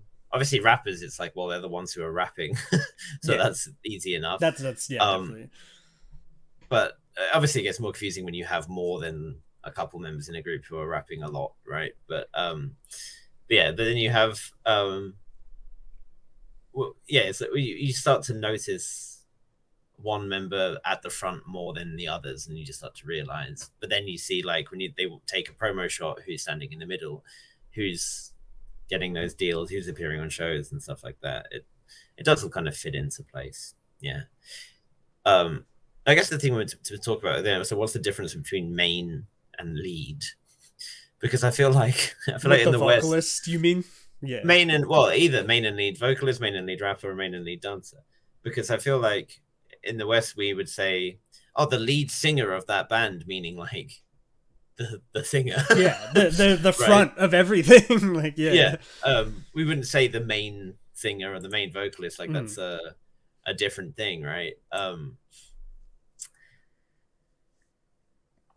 But yeah, so like, what do you think the difference is between main and lead? I would say it's like, so I think of Red Velvet as an example probably is a good group to think about that with. I would say with like a group like Red Velvet, Windy is probably like a main singer, right? And then Seulgi is a lead. So when I think about that, it is even still confusing just because I think Windy, it goes like main singers like the vocal that you think of the most probably with the group when you're listening to the music, and then lead is that other person who has the next like amount of vocal runs that is the closest to them, that has the most, like the second most vocal parts kind of thing. So yeah, generally the main vocal is the one with the most parts. And only they sing the chorus is the main thing, right? So yeah, so I think Seulgi might even be considered a main vocal right now, but because she gets just as many parts as Windy, really, kind of. They alternate equally almost. As an aside, Seulgi's voice is like one of my favorite, just like tones to listen to. Like it's one of the most unique in K-pop, I would say. You can instantly identify Seulgi's voice as being her without any kind of thought of who might this be singing, you know? Right, yeah. But yeah, so some groups, it's like you know exactly who the main vocals are every time. Like Oh My Girl, Hyojung and Seunghee, they're like every chorus that they're coming through with their powerful vocals, right? For Twice, you see Nayeon and Jihyo every time, right? It's like the chorus is always them. Well, not always, but like they're such a prominent part of it. And then you have the lead vocals who are there as well, but like they're just the tier under. So from it's like Yua and Binny and Jihyo, for example. For Twice, it's like Sana and Jonghyun, and Mina. So yeah, but obviously it can be like the main vocal might sing one chorus and then the lead vocal might sing the next chorus, that kind of thing. Sometimes you get like the lead vocals singing a chorus while the main vocals are doing some long belt over the top, you know, like hitting some, like, so you do that in Girls' Generation, for example, like Taeyeon would hit some long belt and then Tiffany would be the one singing the chorus underneath it, that kind of thing. It does make sense when you think about how it's used in the music, like and then with Twice, like we were saying, Nayeon, I would say, gets the most vocal parts, but Jihyo takes the role of the chorus and high like note stuff behind them quite often from over the rest of the members.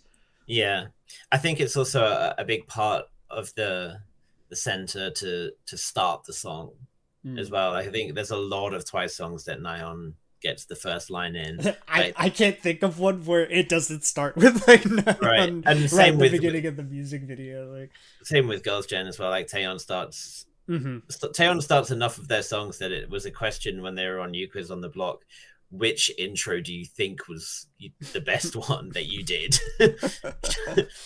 She picked I can't complain about Taeyeon being the start of every single Girls' Generation song. Yeah, so the thing is that there are obviously positions that shift. So we kind of got like, we used to have we've had like groups where members have been rappers and then they've stopped, where members have had more or less vocal parts and their roles have kind of changed. Like Joy went from being like lead rapper, sub vocalist to being like a lead vocalist, I think. You have in BTS, for example, I think they probably started off considering both RM and Sugar as main rappers, and J-Hope and Jungkook and J-Hope were both like lead or sub rappers. And then like Jungkook stopped rapping entirely, and now J-Hope, RM, and Sugar are kind of like equal in terms of rap parts, although less so in the English songs. So it's like it does shift, it does change. And people often get angry when they're like, this person's the lead vocal and they didn't get many parts in this song, like they deserve their time and stuff. Or when you have like a sub vocal, sub rapper type who doesn't get much of anything, like Shuhua from Idol, for example, who will go have 3 seconds of line time in the whole song. Yeah, isn't it just the da da da da da part in what was the name of that? Ha, yeah. Hua. Hua, Hua. Like HWAA, right? Yeah, she does like the da da da da da, and then that's it in the whole song. And it's a cool part, but it's like, that's literally it. Just the beginning of the chorus starting. And those kinds of things are often what the subs, I shouldn't say the subs because that has other implications. What they get, it's like when you have some line that comes under some like a little ad lib, some little phrase or motto or something that just pops up, and that's usually what the subs will do.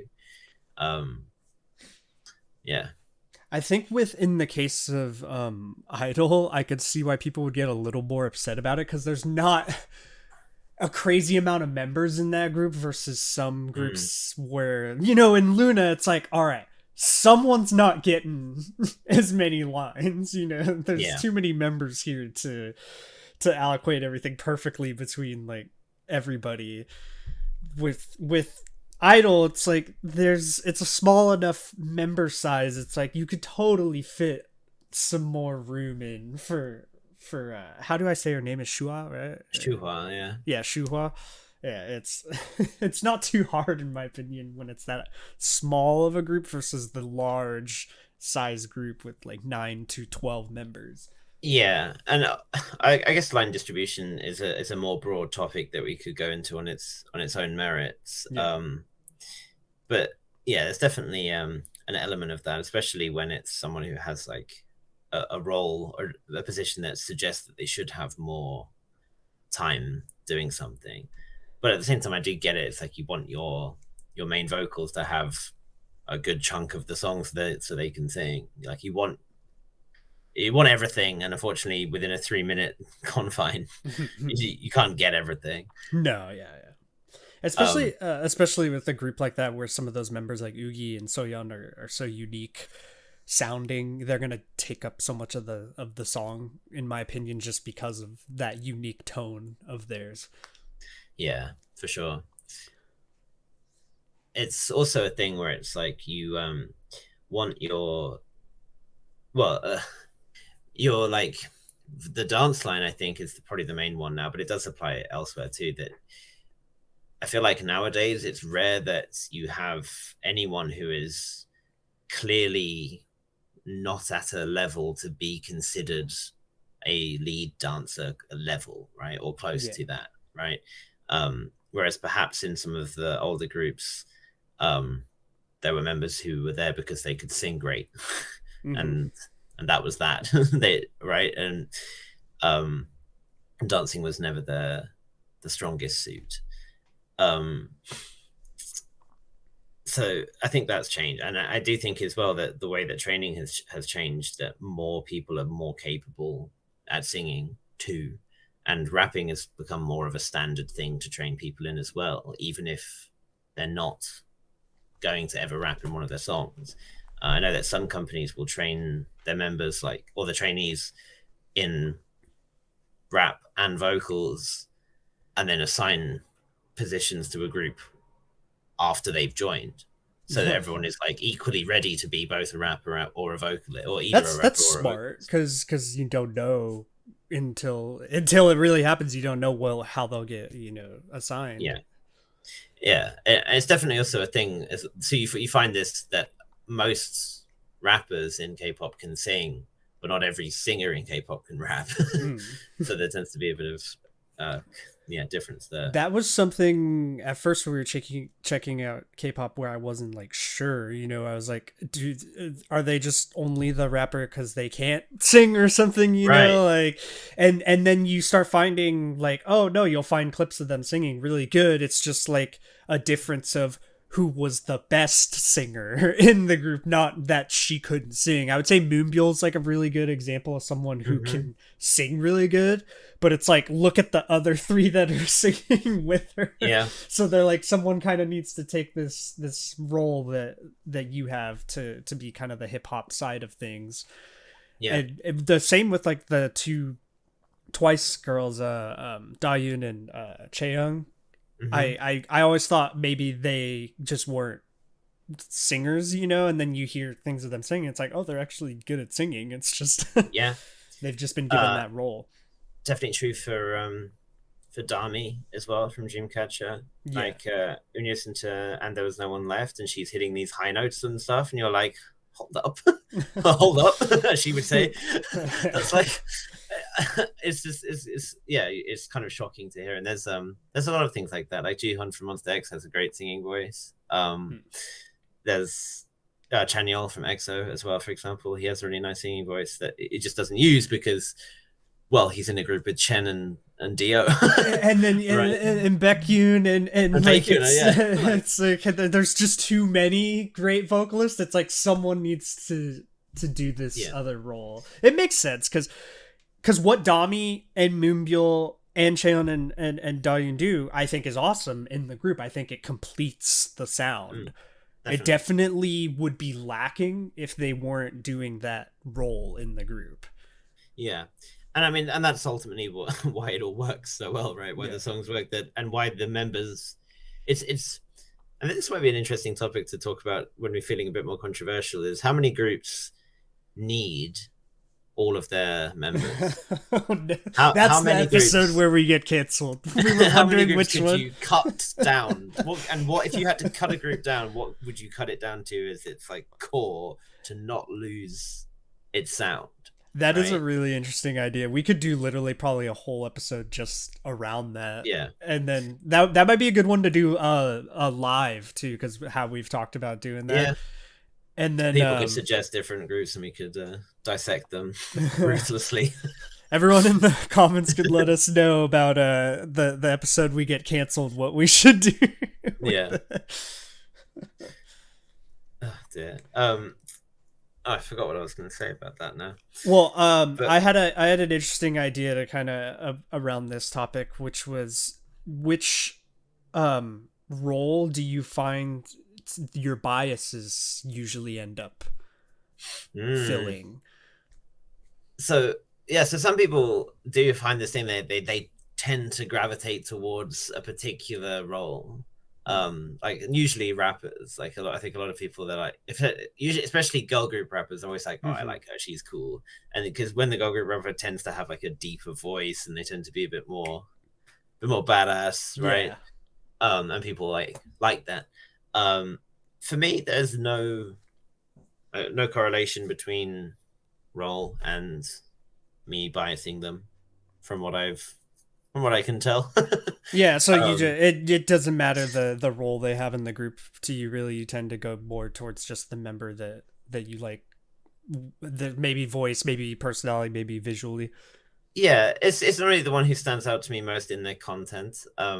So when I first watch a group, it'll be usually someone who stands out to me. Just, it doesn't even have to be like visually. I can think that other members are prettier or whatever, but someone will just, they have something about them, that nebulous kind of thing that you go, Seunghi from Oh My Girl, like becoming like my favorite member, I think would be a good example, because like Arin, and you have these drop dead gorgeous members, Arin and stuff like that in the group, but to me, then you have someone with Seunghi who's so entertaining. It's like, oh, that's my favorite. Exactly. Once you start to get to know them as far as you can, that's when you really start to um, to confirm who a bias is, which is why I guess you say it's like a proto bias before Yeah. you've. So who stands out at first, and then who do you settle on?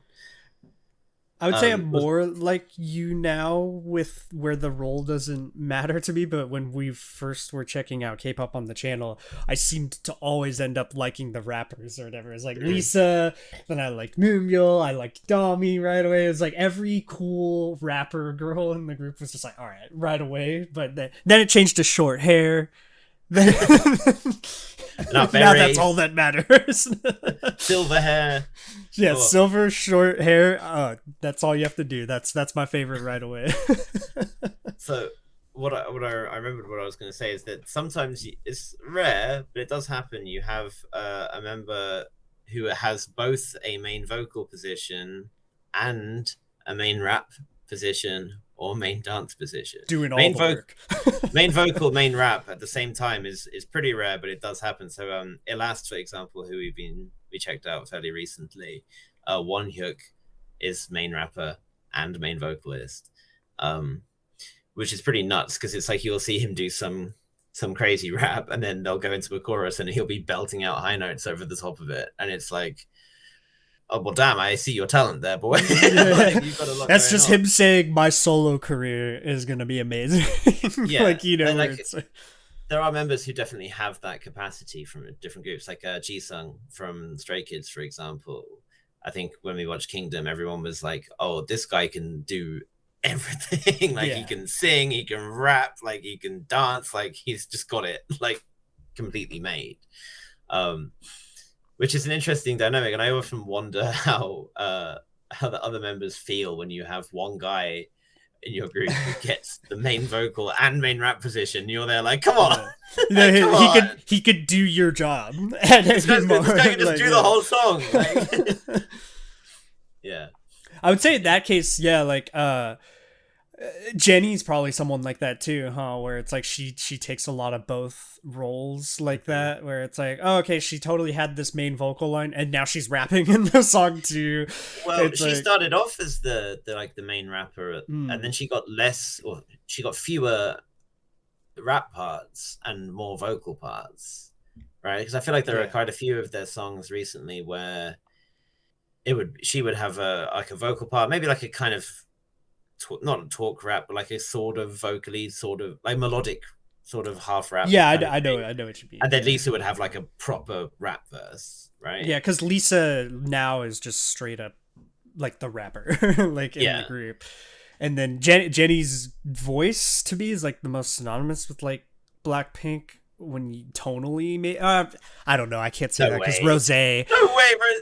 I know. I was saying that, and then I instantly heard Rose's tone of voice go like, and then I'm like, what am I talking about? Yeah, they're like, no, it's me. I literally mid thought was like, what? Like, excuse you. Yeah. But I mean, that shows what a well-rounded group they are, though, right? Like, yeah, they all have that about them. Very distinct tones in Blackpink, and that's been a thing YG has focused on for forever. They've always wanted to have a distinct tone, more than they've cared necessarily about who is the best technical singer, or I mean, they've always been really good, but like, it's not been the focus. That's probably like one of the most important things in music, I would say, is distinct tone over just sounding good. You know, like you have to be totally unique as far as your sound. So like, do you think of G-Dragon, for example, has a super distinctive voice, right? Definitely. You think of Park Bom from 21. Like, Park Bom sings one line of a song and everyone goes, that's Park Bom. Yeah. Right, there's no doubt about it, right? And that's the kind instantly recognize it. Yeah. Whereas there are some vocalists who are fantastic singers, but if you just heard a single line of them singing something, you might go, "Who's that? Who's that?" I know that voice, but it doesn't quite stick out in the same way. Which is in the same way that most companies tend to have different kind of things they prioritize, or the different techniques they like. JYP likes his whole classic thing was like half air, right? It's with like he wants his vocalists to be like pushing out half of their air with every line they sing or something like that. I don't... Of course, So, you would have something so specific like that as a yeah. requirement. Like, so it's different for everyone, and then positions adapt based on what their company likes as well. But I think that's how it should work in the end. I think the only thing that kind of sucks is when you have someone who is like, especially when you have someone who's incredibly good at what they do, but they don't get much else. So like, especially for example, if you have main dancers in a group which doesn't do much super hard choreo or doesn't have like dance breaks in their songs and stuff like that, and the main dancers don't tend to have much in the way of like singing parts or whatever. If there's not a lot of rap, because main like dancers and rappers tend to interlink more, but if there's not a lot of it, then the main dancers are kind of just there, not having the chance to do much. That kind of makes me think about like Momo from Twice, kind of where she fills an interesting role, you know, because it's not like she's a rapper really. I've seen her rap before, but she's not like a main rapper. She's not a main vocalist either, right? I mean, really, she's literally like sub rapper, sub vocalist, main dancer. And then in Twice now they definitely give more dancing type of things going on in the music. I remember Likey had like the dance breakdown with Momo and stuff, but I imagine at first in the group with the choreography being that very like chat up, kind of very cute choreography. She's just got some minor like vocal parts at first. That's an interesting role to fill in a group, I imagine, where you're like, okay, well, am I just like here doing this like one-liner kind of appearing, you know? Yeah, well, in Momo's case, I remember that she was eliminated from 16, and JYP picked her to come back because he felt like the group needed her, and I feel like that was a fairly obviously coded message of this group is going to suck at dancing if we don't have Momo in it. Because again, Twice have come a long way in terms of how well they can all dance, but back then none of them really were that strong. Like Mina was decent, Sana was decent, and that's kind of it. Right? Momo was like the actual real dancer that they had. And I feel like he probably had he had like Ooh Ah in mind as well, because she does have like a moment there where she like, where the music kind of stops and it focuses on her, and then she like throws down in the center. I can't imagine a Twice without Momo in it. It's not like, she's definitely someone visually who is very easy to grab from the group, you know, and someone to me who grabs attention in their performance a lot. So imagining Twice, that's the best job of a main dancer, right? It's the one who your eyes gravitate to when they're dancing, and even when it's not a dance break and when they're not in the center, you're still drawn to watching them over other members. Yeah, you notice her movements you notice how precise they are versus everything's a bit sharper. Everything's just a bit more controlled. Tends to, well, that's what a good dancer should be, and obviously Momo is a great dancer. So that's an interesting one, because I'm going to do it again. I've often thought that about Nature, that I think they have two incredibly good dancers in Haru and Loha, but they haven't really had a chance to show that in what their songs have been so far. Not least because Loha's not even been there for all of them. I mean, she wasn't there for Girls, and Girls was their most like dance intricate.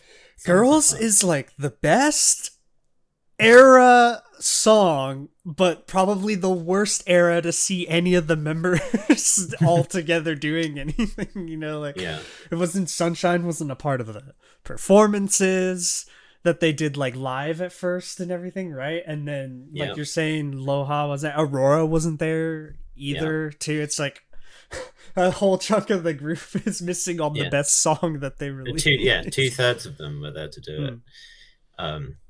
But just say it's a subunit and move on. I mean, that's pretty much it, I think, for positions. I'm not sure what else there is, unless you have any other further points of No, I think interest I think about. we covered it pretty good. I mean, I'm sure someone will have. You didn't talk about this very specific thing with Mm. positions, but it's like I feel like we covered as much as we really could about it. But anyone in the comments is always free to let us know what you think we didn't talk about, of course. But Yeah, yeah, with positions, that's pretty much all I can think of. You answered as far as anything I was confused I about. guess I guess the one other thing would be how, if at all, does a group change its dynamic if a member leaves who has a main something Mm. position? To what extent do the other members try to fill that? How far does Mm. it change? Um, so one example that I can think of is La Boom, who I know you're not massively familiar with, but they had a main rapper, Yulhi, who was also the Maknae, incidentally, who got pregnant because she got engaged to the drummer of FD Island, Well, that's Minhan. that's one way to end the idol career instantaneously. They now have three very adorable children and are living a happy life together, which is nice. Good But for her. she was the main rapper, and there wasn't really much. There was a little bit, but not much of rapping going on in the group apart from her bits. And it was like their songs were pretty classic girl group songs, like here's our catchy hook, here's the rap verse, and that's the song, right? Yeah. She left, and then the group changed its dynamic and concept almost entirely. In the first couple of songs they did, they didn't really have any rap at all, at least in terms of title tracks. They just completely switched entirely. They have someone who does rap now, and they like who'll rap her parts from their older songs, for example, when they still perform them, because obviously you have to assign those parts to someone, Yeah. right? So it's like Sobin does rap, for example, now, but it's a different thing. And I do wonder if would that concept change have come if the group had stayed as the same number of members, or Yeah, I was it wouldn't actually think her leaving that changed it for I them? wouldn't think so. When you lose a rapper like that, I would think that that's why they had to do the concept change. Because maybe Yeah, at first they're like, "Who can rap?" Like yeah, besides that member. When you're leaving that duty to that one person, and they imagine if someone like Moonbyul is like not in Mamamoo, then it's like, okay, well, who the hell's gonna do that now? Like yeah. it's So well, at the very start, it used to be Hwasa and Moonbyul would rap together, but oh, I'm Moonbyul trying was to like the think. main rapper and Hwasa was like the lead Hwasa does rapper. do that sometimes. You're totally right. I'm trying But I to. don't think she could. I don't think she has the style. I Not like mean, to Moonbyul. deliver that Moonbyul to kind me of has the same kind of thing that so Moonbyul does. much style in Mamamoo for that rap that she does. Like it's Like Hwasa's so just too distinct. sultry. Yeah, you yeah, know, yeah. she is so sultry. I don't think it's possible for her to have that kind of boyish, like bit of Yeah. mischievous charm that Moonbyul has. Um, Another group, for example, is Signature, who we mentioned once already. They lost their main vocalist, main rapper, main dancer, two members who left, and they replaced them with two other members. And we were thinking, is this going to be like a straight replacement? Like, are we just going to have a new main vocalist and a new main rapper, main dancer Yeah. coming in? And the answer so far has been no. They've actually kind of one of the existing members has become like the main vocal. Another one is kind of, but they haven't had a comeback since. So we're like, there was supposed to be one last month. Where is it? But so when that happens, we'll see, I guess, what exactly has happened. But it has changed the vibe a lot. Their main rapper, main dancer was like very kind of tomboyish and strong and like thick, like, and it had like a whole vibe about her that was different, right? But now the one remember who's come in as the dancer slash who's doing some of her parts as a replacement is the new Magne, and she is like 5 feet tall and like super adorable. So just the vibe has changed completely. Even just in the same songs, it now has a cuter edge to it.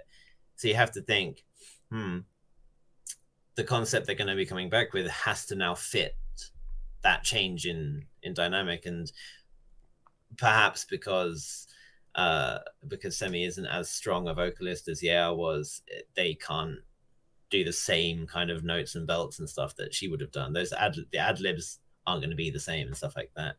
I would say that kind of stuff shows how important a member really is to the group and how like irreplaceable certain people are to a group. Yeah, like, and you see that with boys as well, obviously during enlistments, right? So when your main vocalist goes and enlists, someone else has got to go do it. Like look at right? EXO when you have members like Baekhyun in the military or something. It's like, well, who the hell's gonna do that? You know, there's not really a EXO's solution was record something before he enlists and then just release that, because with Chernoff being a dad and Baekhyun in the military, it's left them. Well, at least Dio is out now to do that. I say that like the other members can't sing, which obviously isn't true.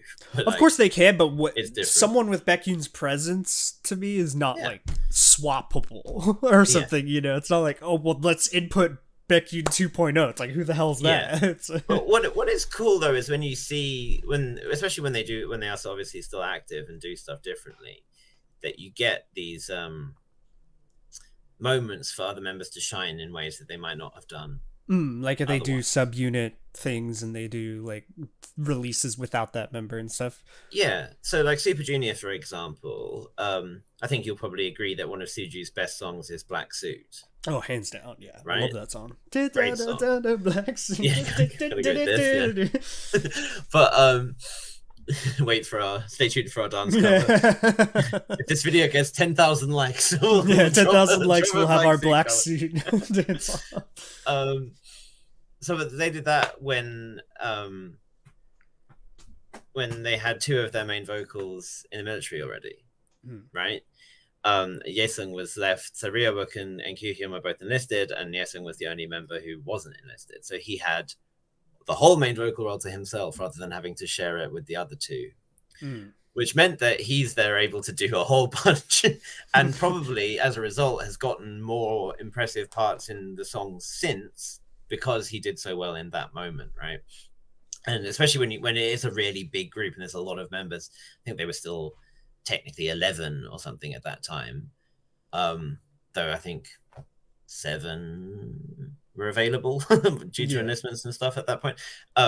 It means that instead of having to share parts between that many people, you get it down and people have more of a part, right?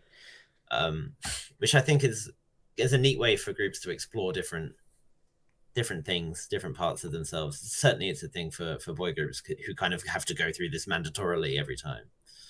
You would hope when it is something like military service that the fans aren't just so stuck with that one member that they're just like, all right, well, while he's gone, I'm just not gonna listen, you know, or something. You know, you would hope they just love the group enough that it's like, oh, I just want to support you guys even while he's in the military or something, you know. But I imagine there's some real diehards out there who are just like, oh, he's not in it right now, oh, I can't listen, or whatever. There's like, even a word for those types of people, akge. Of course. Just, I mean, it's like a solo stan is what we'd call it. Just I like, see. They literally only like that one thing and everything else can go to hell. But I mean, that usually means not just they like one member and they're ambivalent to the rest. It normally means they like one member and dislike the rest actively. That would be a very interesting future topic. We got that as a very interesting future topic, and the family aspect, like Chen, like you said, becoming a dad. The member from Laboom, right, who Yulhee becoming a mom and stuff. It's like in the future, a topic we could have is like, do we think in the future K-pop idols can be married and parents and be in a group still? Like, is it gonna become more progressive, you think, like that or something in the future? Like that's totally something we could probably go just wild off of. But I do think the more it happens, you know, we'll see it probably be a possibility in the future, but I don't know if that's coming soon. I was hoping to see Chen in the comeback that they had this year, but sad not to. Sad but understandable. Yeah. You know. Yeah. I think in the US it's a wild idea that your career can be over because you got married or had kids or something, you know, where it's definitely Yeah. unique, I would say, to the idol lifestyle, where your music career could be ending because you found someone you're in love with or something, you know. That's a very interesting Yeah. concept. And yeah, it applies differently between men and women as well, Mm. because it's like the cultural thing in Korea that if you're a woman, once you get married, you're supposed to stop working. It's like considered kind of taboo to work if you're a woman who's married. Yeah. You're supposed to rear children and look after the house and all that crap. So like while Yulhee left Laboom, which is hilarious reading the company statement about it back now, they're just like, oh, she's left for personal health reasons. But you realize that she was performing while pregnant, like and it was like, obviously once she started to show more visibly, then it was like, oh yeah, we can't keep this one under wraps much longer. Yeah. But Minhwan is still very much the drummer of FD Island. Like that never changed. I guess FD Island isn't an idol group in the same way. They're a band, but you know, that's where it's disappointing. Yeah. Where I do hope there's change in the future, where that unequal equivalence of it, you know, like his career's totally fine musically, but as a musician, hers is over because of they both are a part of the same situation, but his outcome is dramatically different. Yeah, I mean, if you think of people who've had those kinds of scandals, and how it's affected them, it has not always been that way. I mean, Super Junior, Sungmin, for example, he got married out of nowhere. He revealed he had a long-time girlfriend and got married, and he basically got dumped by the fans. And he hasn't, while he is still officially a member, he hasn't participated in a group activity since. That was several years ago. That's a sad side of it, I guess. Yeah. That we would hope to see change, like. Yeah, and I think we have generally. I mean, it does vary from fandom to fandom, but like when Taeyang got married from Big Bang, for example, I don't think anyone was anything but happy for the guy.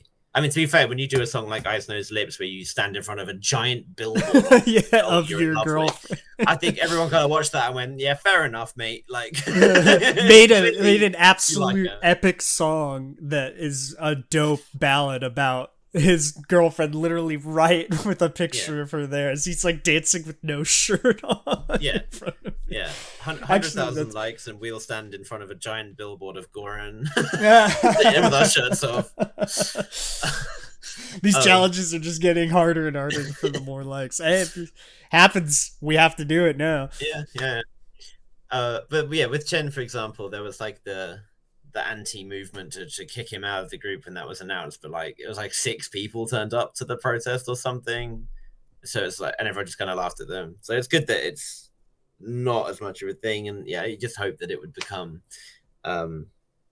more even in terms of gender, that female idols can feel more comfortable dating and stuff. But even now, like you see with I know this is going to be painful for you, but with Joy and Crush, no one really seemed you had to bring about it up. that. Really, and there wasn't any like weirdness about it from the company. Like SM were just kind of like, yeah, this happened, and that was that. Right? No one. Yeah, to me, that's the best thing a CEO of the company could be like. Just like, yep, they're seeing each other. What are you gonna do about it? Yeah. Like, I always like. I mean, as much as I have criticisms for YG as a company, I do like when YG the YG's statement is always just, it's not our business to comment on our artists' personal lives. Yeah. They just leave it at that.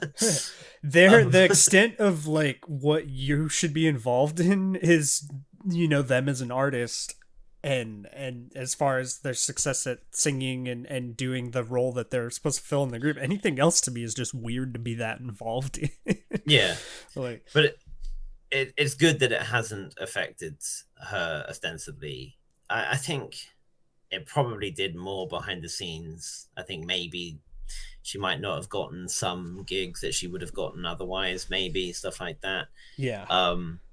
But just because there's always that thing of like you want to have a model who's marketable as a desirable single lady or whatever, but compared to what some relationships from SM idols, I mean these were inter SM relationships were like in the past, like Taeyeon and Baekhyun, for example. Mm.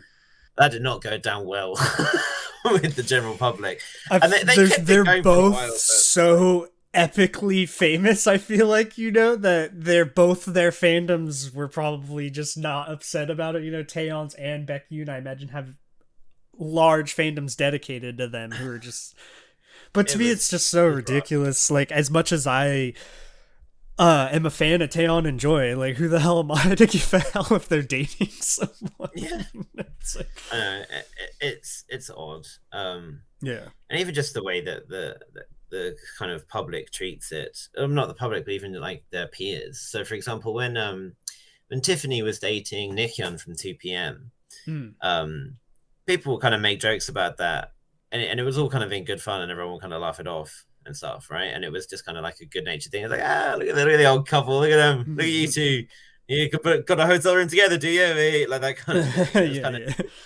But I don't know if you remember an award show that Heechul was co-hosting, and it was like right after the news of him and Momo dating. I have seen a clip, and the TV announcer guy makes a joke about it next to Heechul. Yeah, Shin Dong-hyuk he makes a joke about and it was just painful. Yeah, like, it was just so uncomfortable. And the awkwardness in the room.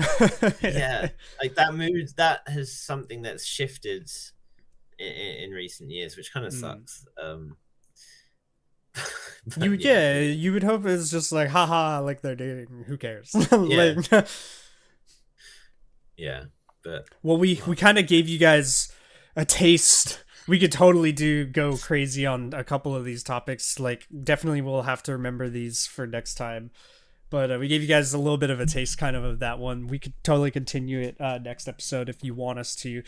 I feel like we definitely covered everything as far as assigned positions, but like I said, feel free in the comments. You can always let us know if you feel there was something we did not get to. As far as that, though, I feel like we did episode 3. Episode 3.